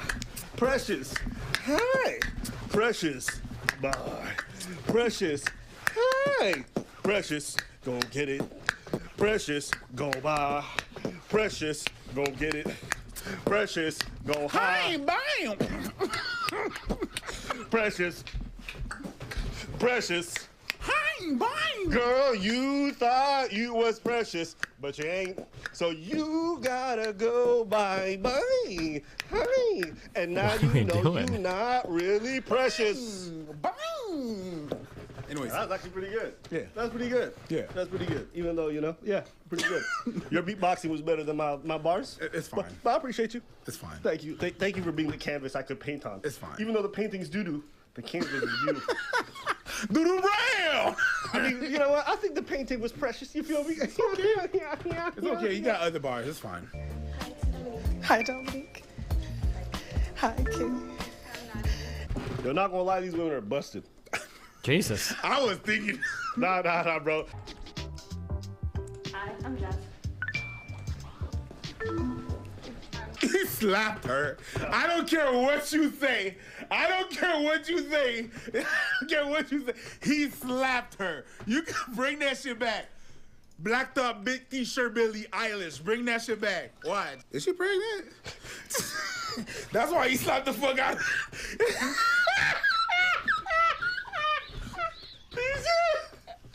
Wait. Ask him by it the first time I saw that shit, and I was like, nah. I decided to not see it. And he slapped her. That's why he slapped. He slapped your kids. He's paying that motherfucker before that motherfucker was out. Her, nah. They definitely nah. This shit out of context is foul. Hey, listen. I'm down for threesomes, not foursomes. Why is little nigga here? Imagine this nigga coming out like this, out her belly. You the nigga that was bumping my head. What's up, Dan? Oh, it ain't you? Yo, you know what'd be crazy? If she popped, I was like, oh, fuck, why my baby mama show up? Bitch, get out of here. I already said no. Why you following me, nigga? That's all the dudes out here having sex with pregnant women who aren't their girls or wives is weird as fuck to me. I'm not trying to be stigmatizing nobody, but there's something really weird about me pumping a girl full of something and then something kicking me back. Like, nigga, it's crowded in here already. Like, I don't know, that's just weird to me. You know what I'm saying? Sometimes I'm trying to fuck this shit, but sometimes you're kicking me back. No, I'm not gonna give you that one. Go ahead. It's time for us to pontificate. Okay, let's pontificate. Let's say she pregnant. Okay, let's say she pregnant. And let's say both of them are pro-life, but they're about to fuck. Meaning they say it's a baby at conception. Like once it's in the womb, it's a baby. It's not something. It's not a fetus. It's a human life deserving protection. Yeah. I know where you're going. They diddling kids. Ain't that shit illegal? I'm just asking. In what scenario can you fuck with your child there? Wow.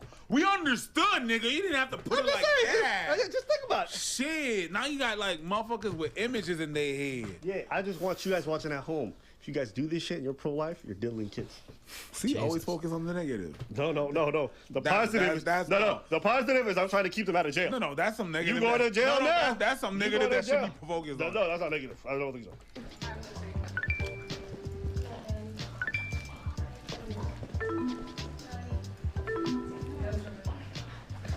Because the girl probably told me, like, no white women. I ain't with that shit, she said. Because you see the way he reluctantly did it? Yeah. Sorry, my girl's not going to like you. Hold on, let's see if he accepts her. I don't think he's going to accept her either. You pretty.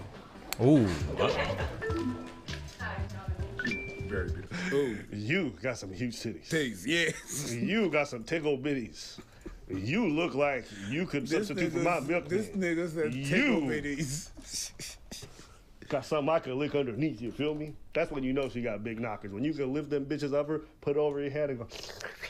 One of them that acts like an ear muffler, but you can also lift it. God damn, bro. The under titty, when there's a lot of real estate, that's some shit right there. What? Nothing. You ain't never been no big old titties? These are your matches. These are the people you both swiped yes on.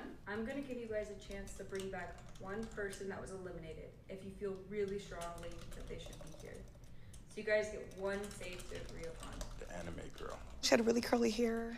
That's your pick. Yeah. Bring her back. Okay. What's up, John? How are Hello. you?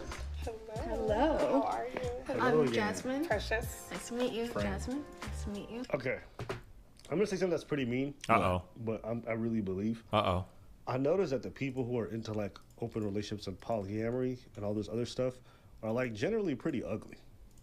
This is true of like all like kink BDSM stuff generally, or they don't like look conventionally attractive. I have no data. Like sometimes you go to like these parties or like these BDSM stuff, and like a lot of people present are nasty looking. Oh shit! Wait, why doesn't Am I wrong? it split I don't the? know. But that's your department. You have a whole podcast where you celebrate these I people. don't go to fucking parties. You don't go there and celebrate them in person? You look like a nigga that go to parties. I mean, I've been once. Okay, so tell us about your experience. Yeah, the people there are ugly looking. Okay, then it is. Hold up, but you also interview them. So what? Are they all attractive? The ones you interview? Yeah, I've seen some pretty attractive ones. You better answer that. They watching right now. That doesn't matter. I don't care.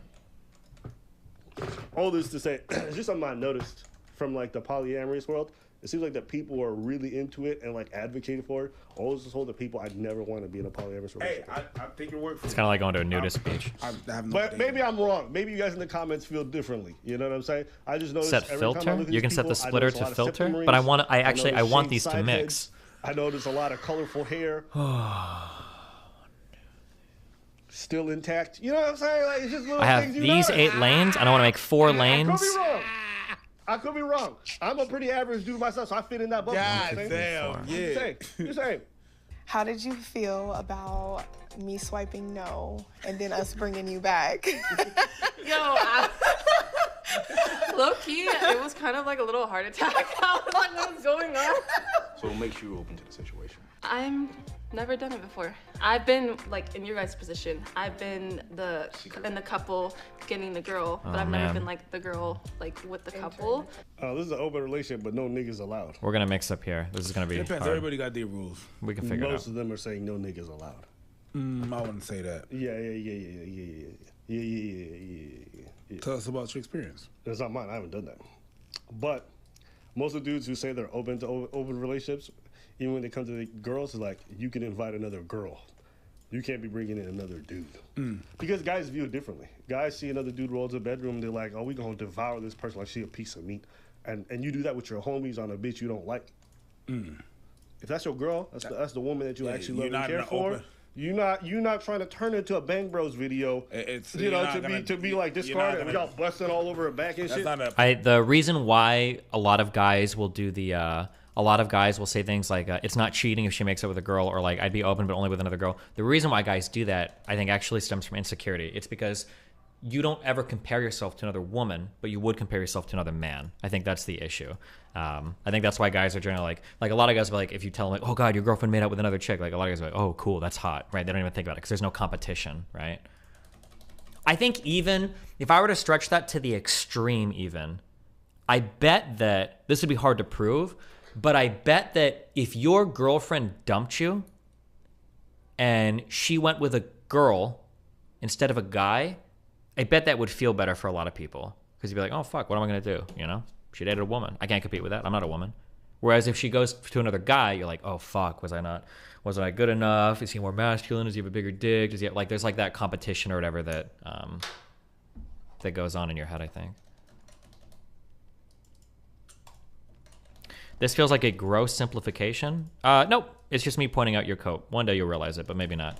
There is no justification in your head for like your girl being able to fuck other girls but not guys. The only place that stems from is massive insecurity. That's it. Full stop. It has nothing to do with traditional relationships. It has nothing to do with infidelity. It's only you're coping from insecurities. Because if she's messing with a girl, there's no comparison there. If you get outdone by a girl, who cares? It's a girl. It's a girl. You don't care. But like when another guy comes involved, it's because of an insecurity thing. That's it. That's full stop. That's the only possible reason.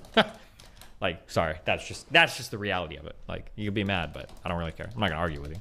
You can feel what you want, but polyamorous relationship, that's a train. Yeah, it's going choo-choo, full speed ahead, you feel me? Now, I'm not saying it's all right, I'm just telling you what it is. Yeah. Me personally, if I was to advocate for all relationship, I'd be fair and do it on both sides. If I was to, but I wouldn't do it. But if I was, I'd tell you, because I've had a girl test me on that shit sometimes. You know, I'm like, yeah, you know what I mean? Open relationships are dope, you know what I mean? Just throwing it out there, right? She's like, yeah, word? I'm like, yeah. She's like, so you don't mind if I bring another dude? I was like, yeah, I'll leave, give you guys some chicken and come back 2 hours later. She's like, no, that's disgusting. I'm like, gotcha, bitch. Gotcha. I called your bluff. Huh?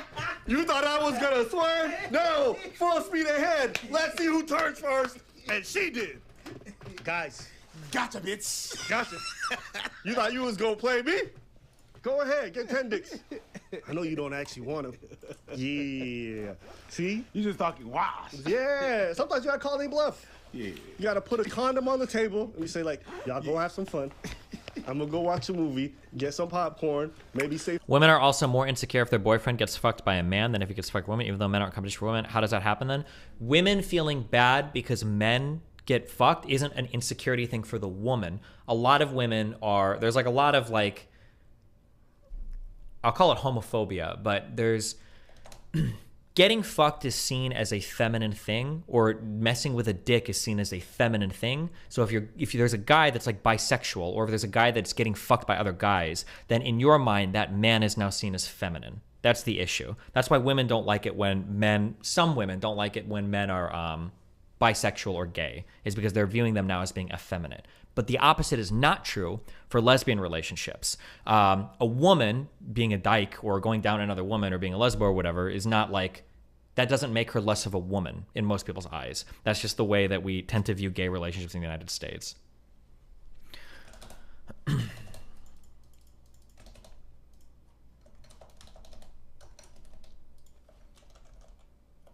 Nah, really bad take. I really don't like talking about this because most of you guys that have really strong takes on these types of relationships are virgins, and you're just going to repeat verbatim like dumb, like really autistic shit you've heard off of Red Pill stuff. Most of these guys are not giving you good advice for relationships. Most of you are going to be virgins despite following all of their advice. None of them have good insight into like maintaining healthy relationships. And most of like the Evo psych they throw at you is either one, misrepresented studies, or totally false. Like I don't like to like dive into. It's really, really weird because I have an extensive history of relationships and sexual sexual relationships to argue with people that have fucked maybe one person in their life or been with their hands the entire time trying to argue with me about like sexual dynamics. It's frustrating for me, and I don't care. It reminds me when I used to argue about computer benchmarks and parts with people that have never put together a computer before or looked at a single benchmark in life. Like, it's just a really frustrating argument. So I don't like to dip into it too much. But what I just said is facts. When you grow up a little bit, or if you talk to more people, or if you actually start dating or fucking people, like, it's facts. Women don't like men sometimes, depending on how culturally they're attuned. Women don't like men who fuck other men, not because they feel insecure about the other man, but they feel bad because they feel like the man has been emasculated. And a lot of women don't like men that are emasculated. Like, that's just a fact. That's why that's a turnoff for them. Whereas men don't like women that, or men don't care about women that fuck other women because it's not an effeminizing. I don't know what the opposite of feminizing, effeminizing. Yeah, it doesn't defeminize a woman if she's eating at another woman or if she fucks another woman. There's a difference. There's an incongruence between how we view those gay relationships. That's just true. I mean, you can really whatever you want, but that's just true. Wait for another, and I'll be back a little bit later. Hey, you got my number? And I need you to clear the bedroom because me and Cindy gonna be fucking in there. Okay, let's go. Gotcha, bitch. Destiny, you've said not to take your advice. No, I would never say. I think I give the best advice when it comes to relationships. That's why every single person that posts that says that like my advice is wrong never cites anything. They just say, oh, he has an unconventional lifestyle. I don't recommend my lifestyle, but I absolutely would recommend advice that I would give on things. Of course, I've got more experience than 99% of the red pillars that you fucking talk to, that you see on these fucking shows. They either have never been in serious relationships before, or they just fuck their way using clout through a whole bunch of fucking like brainless, BBL bimbos. But yeah, I would recommend any of the advice I give when it comes to relationships or whatever. If you have questions about that, of course. But just because I give advice or recommend my advice doesn't mean I recommend my lifestyle. It's a totally different thing. Where do you draw the line between insecure and possessive? If you don't want your partner to fuck anybody, if you're a guy and you don't want your girl to fuck with anybody, then that means that you probably value like their sexual, like being not promiscuous, being sexually faithful, being sexually loyal. There's nothing wrong with that. If you want to be monogamous, that's fine. But if in your mind, you're okay with your girl fucking around with other girls, but not fucking around with other guys, it's because you have an insecurity. Like, that's it. There can't be, like, if you don't want your partner to fuck around with anybody, that makes sense. But if you only want them to fuck around with girls, that's because you have an insecurity. Like, that's just facts. I'm sorry, that's just it. Like, you can't like play it halfway. It doesn't make any sense.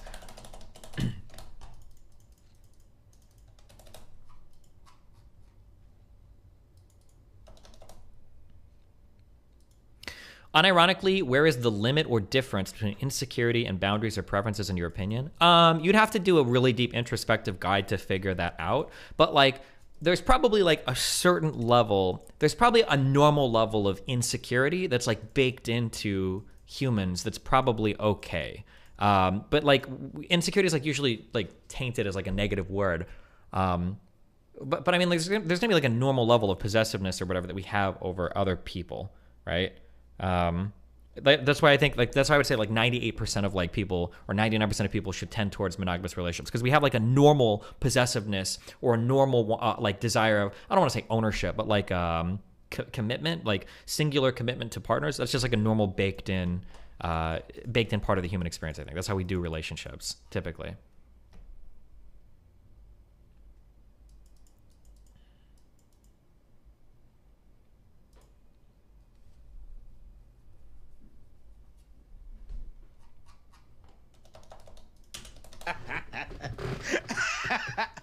Women think that's such a gotcha. Women actually think like, yeah, you don't mind if I bring another dude? Because dude's like, nah, not with my woman.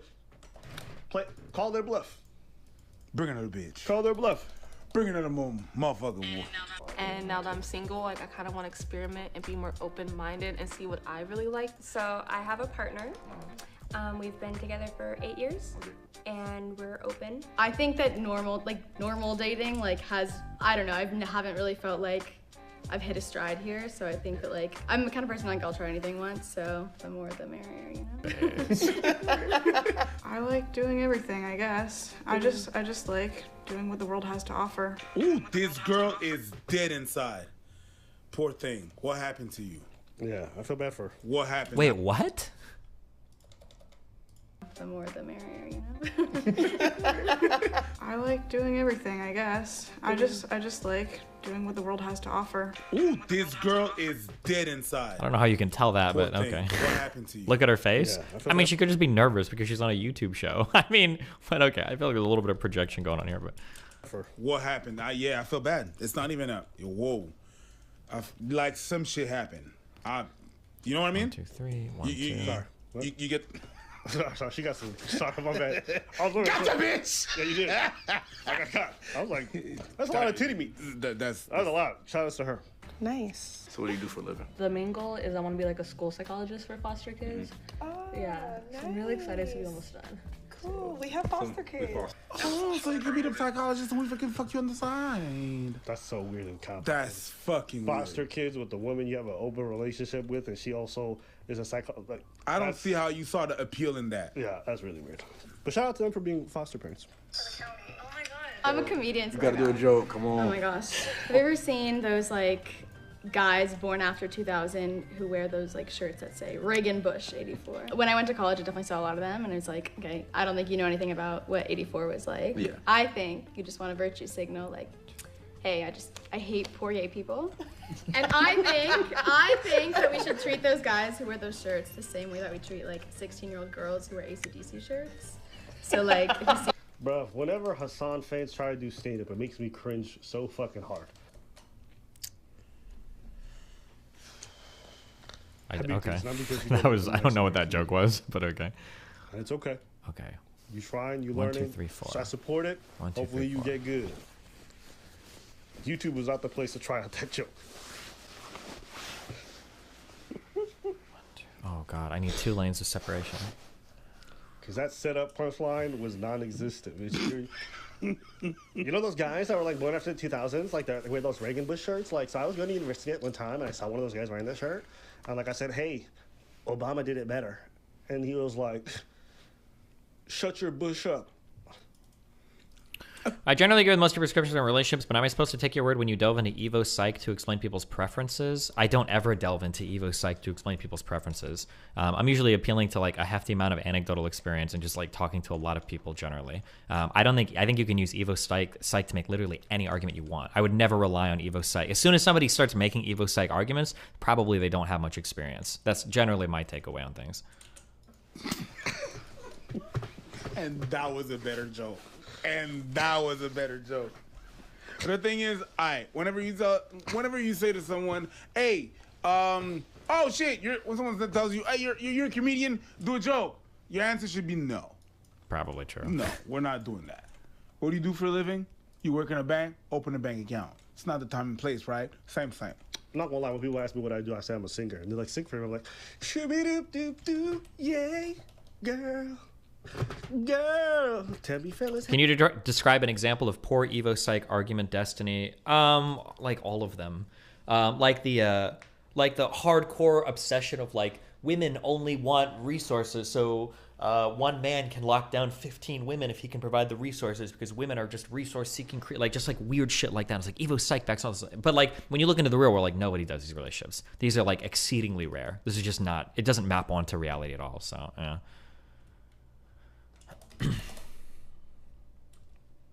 Have you seen her?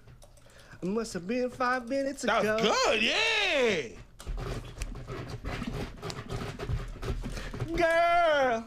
Yeah. I get my little Chris Breezy on. I can see that. I don't beat these women, but I do everything else. I was like, which Chris? Nah, yeah. When he was 19. Girl. Shoo-be-doop-doop-doo, yay, girl. I just like the beginning. Yeah. Yeah, that's all I like. I think it's really hard for one person to expect one person to like fulfill everything you want. I don't know what the solution is. Need, I don't know how to that's, solve like, this a lot problem. of Holy pressure. shit. But when you have like multiple people, people fill different roles in your life for different things. So it's just easier to like get what people have to offer. Yeah. My wife's cool, but Cindy does anal. So, I need different things from different people. Lots of undergrounds. I don't know I don't know what I was thinking. How am I doing this? But stuff with her. I go hiking with my wife, and with Cindy, I go hiking up her butthole.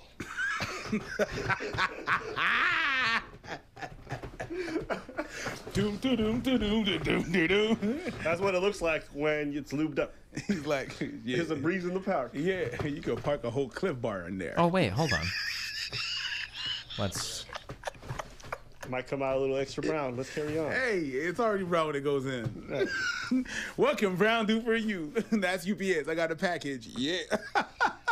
Should I go in the back door? Yeah? All right. All right. Okay, hold on. It was nice meeting you. I wish we could talk more. All right, we have to come down to something. We have to do the process of elimination. Bro. I thought you were gonna say all of them. I was like, we didn't agree on that, but okay. But we pick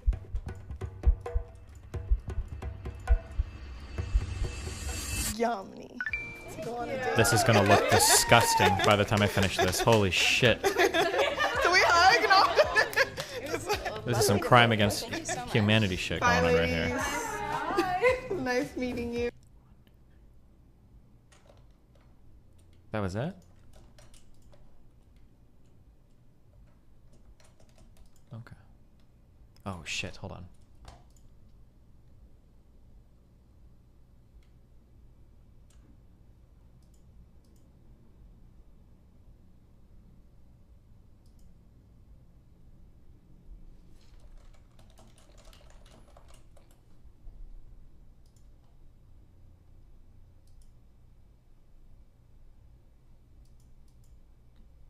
Oh, Jesus.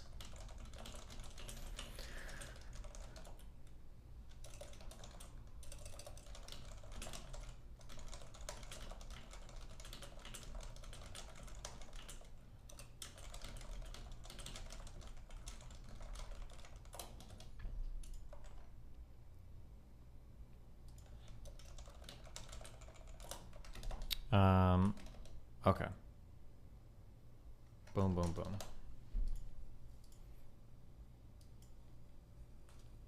The other ABBA preach video that triggered this up. Is this the anti-Semitism one? Today's topic, Oh, Kanye, Kyrie, and the Jews. Hey, listen, we walking on a thin ice, you feel me? This is how every fucking black artist has been talking about this issue. They be like, hey, you know. We don't support or condone that kind of time, but these are my, So why don't we cut through the bullshit and let's talk about it. I'm gonna ask you first, how do you, you're aware Kanye West, Kyrie Irving, have been reprimanded either by big companies like Adidas that have cut their ties with Kanye, or the Brooklyn Nets who suspended Kyrie Irving, the basketball player, and told him he had a bunch of demands, including sensitivity training before he could come back to work, over the fact that he endorsed or kind of highlighted a documentary or a movie of sorts that was on Amazon. He was trying to tell people to go watch it, and that documentary is a little bit spicy, you know, alluded to some anti-Semitic stuff, some mustache man thing. It was kind of crazy. Well, hold on, wait. I don't think it alluded to some anti-Semitic stuff. I thought that stuff broke out into like full-on, like Holocaust denialism and shit, didn't it? Or I might be, maybe I'm wrong on that. Fuck. Maybe I need to do some more homework on that. But allegedly. So you're gonna go after Kyrie for having like just retweeting the link to that documentary, but you're not gonna go after Jeff Bezos for having that on his platform? Is it the money? What's going on? Wait. What was that comparison? You're not going to go after a basketball player for talking about anti-Semitic stuff, or you will, but you're not going to go after a platform that sells books. Like, I'm pretty sure you can find like every bad book ever written on fucking on Amazon. I'm sure you could Amazon Google like fucking like Mein Kampf. Like, me recommending this book to somebody is not the same thing as it being sold on Amazon. Those are two different things, right? Why are you so confident in your claims about sex and relationships when you admit both that you rely entirely on anecdotal experience of very specific women who sleep with you because you are famous? One, that's not specifically who I rely on. I've slept with a lot of different people, some before I even started streaming, some that I've only met off Tinder that know nothing about my streaming stuff. But two, I'm also very honest, though, that like the selection of people that I sleep with is like going to be quite different than a lot of people. Like, I prefer like nerdy, aggressive women that are going to be far off the norm from other types of women. I'll say that. But the problem isn't that. The problem, though, is that you're going to go to other people who are going to tell you that all women think a certain type of way. I'll never tell you that. They're going to say all seduction looks a certain type of way. I'll never tell you that. And they're going to base all of their experience on them clout fucking people, because believe it or not, a lot of them only clout fuck too. And two, them overgeneralizing from certain types of areas as well that aren't going to be representative of like most girls or a lot of girls around the world, right? If you're some dude that lives in fucking Des Moines or Kansas City and you're listening to people from fucking Miami or LA telling you what dating markets are like, so like a lot of that advice literally is going to have nothing to do with you whatsoever. But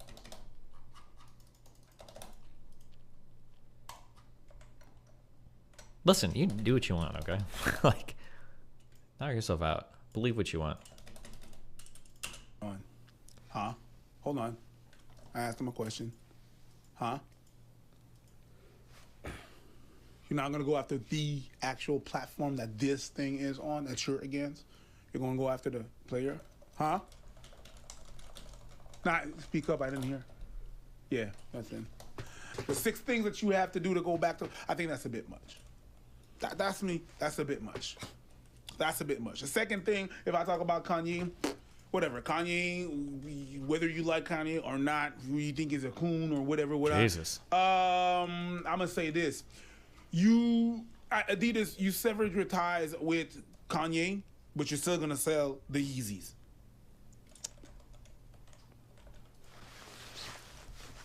I mean, they bought the mold, didn't they? Like,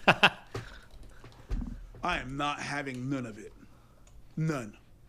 It's all about the money. So you saying you got money, but you're not buying? I got the money. It's right there. Not buying. The inconsistency is that secret. See, you haven't me saying it, but it's crazy. Yeah. When they said that, oh yeah, no, we're still gonna, yeah, we do not agree with, but we're still gonna sell the price. God damn. From my perspective, seeing the media and these organizations reprimand Kyrie or Kanye, I suspect that this didn't lower anti-Semitism in any type of way. If anything, it just fomented it and increased it in a lot of ways. You have to get at the root of it, which is a lot of people kind of parody this trope that Jewish people are part of some kind of grand conspiracy or that they have all the power. And then the moment this kind of stuff is brought up, everyone says anti-Semitic, and they try to lobby some kind of criticism or try to get these people to pay for the things that they've said. Even Dave Chappelle recently, in his monologue, people have come at him for saying he's normalizing anti-Semitic. I remember at one point during this whole thing, Dave talks about the fact that he worked in Hollywood for a long time. And he's like, there's a lot of Jews in Hollywood. And people are like, oh my God, here's the thing. Can I just flip this? Account and yelling like, oh, anti-Semitic. Guess what? If you've ever worked in Hollywood, there's a lot of Jews. Oh my God, please let's just let this work. And if our response to that statement is inherently just, get this person, get rid of this person, you know what the average person is looking at that thing and thinking?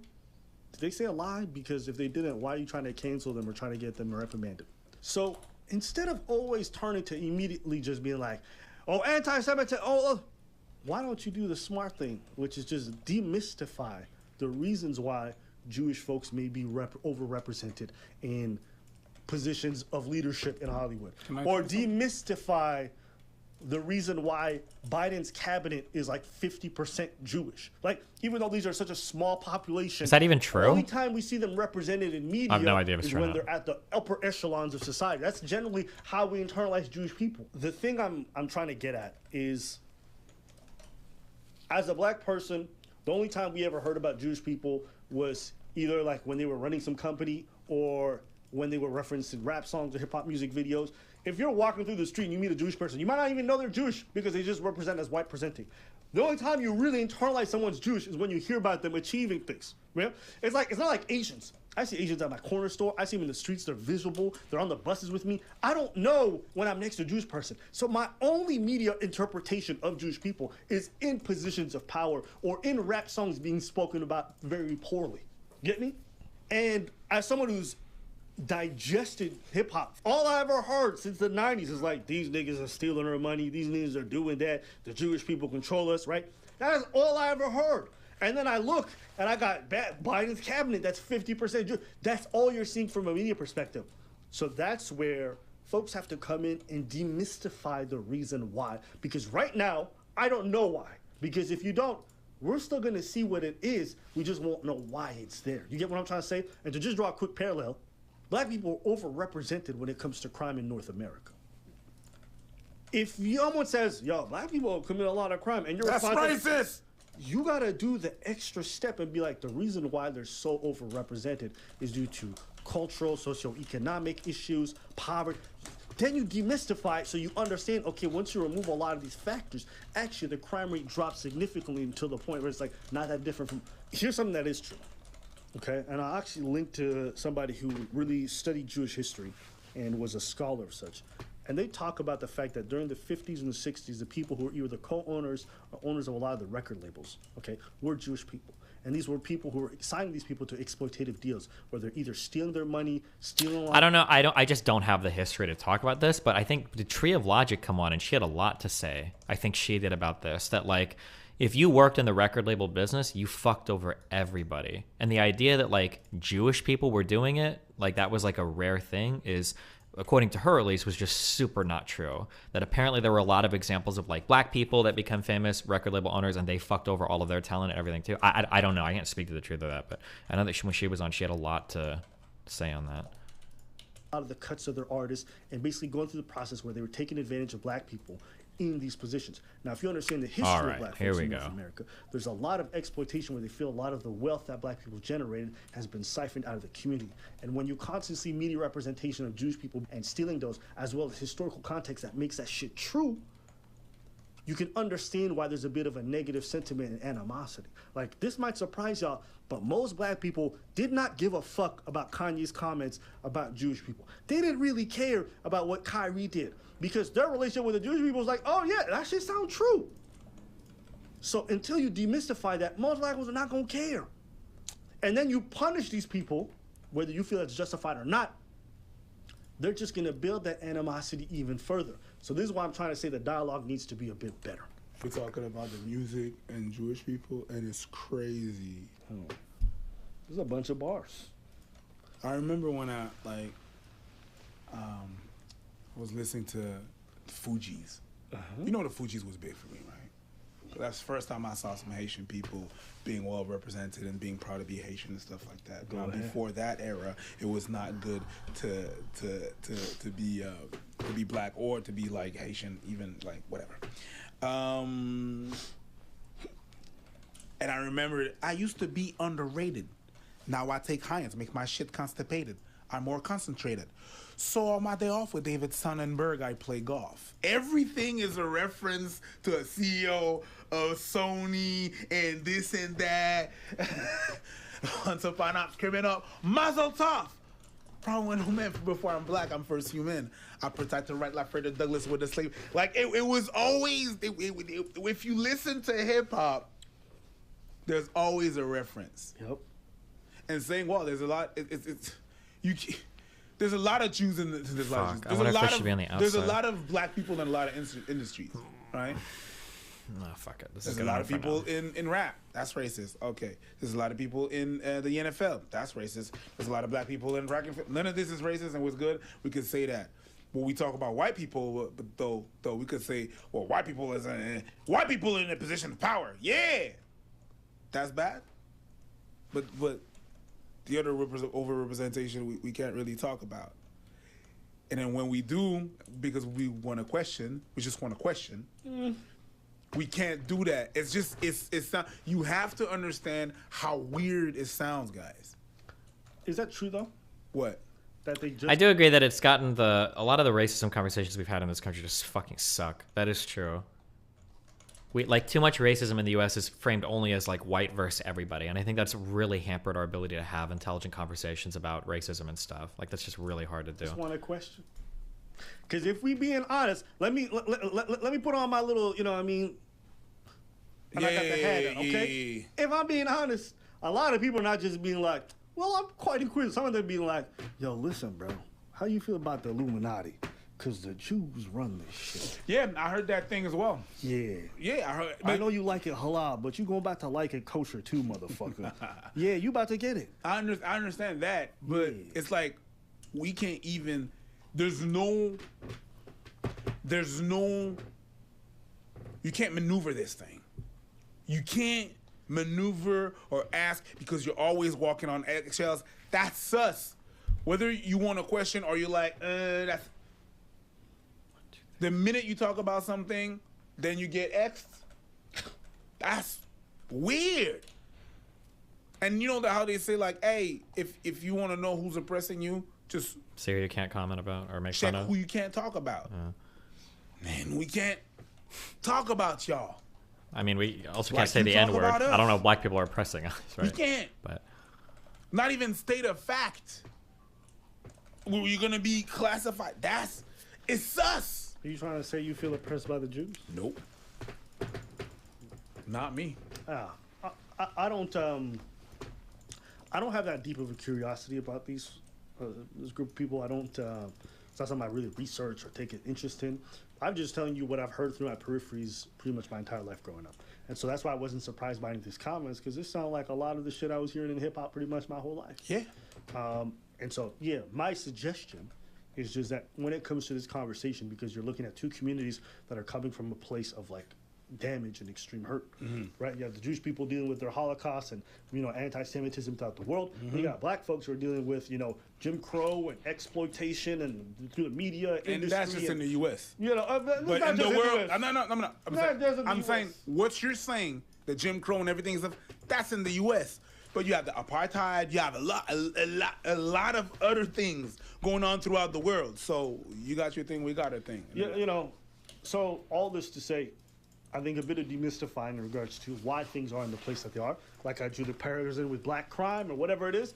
There's got to be a better education in regards to a lot of this stuff. Not just, we got 6 demands and you're going to think, do you honestly believe that Kyrie goes through this process and he's changed his opinions? You going to put a grown man in timeout and you think you're going to change his mind? No. If anything, his fan base was bolstered, even though he may have lost endorsement deals in terms of the actual ideas, they've just grown more popular and anti-Jewish sentiment is increased. So the strategy that they're employing in order to fix the problem is backfiring. So more conversations are needed in order to make things more sane. Not this shit where you go like, get rid of his brand deals, but we'll still sell the shoes. Like, that doesn't make sense. Are people gonna be like, hey, you know what? Yeah, Kyrie's not bad. Or they're gonna be like, wait a minute, what's that thing you was posting about? Let me see that. Yep. Let me see that shit. Yep. What's it about? That's what's gonna happen. That's kind of true, I think. Yeah. More than the opposite. So, like, the way you, like, when you're saying that it's backfiring, yeah, I tend to agree. Okay. Yeah. I really tend to agree with that. It's my socials weird. blew up with, like, on Twitter or whatever, like, you know what I mean? Yeah. And when it was hashtag the Jews, it wasn't exactly positive.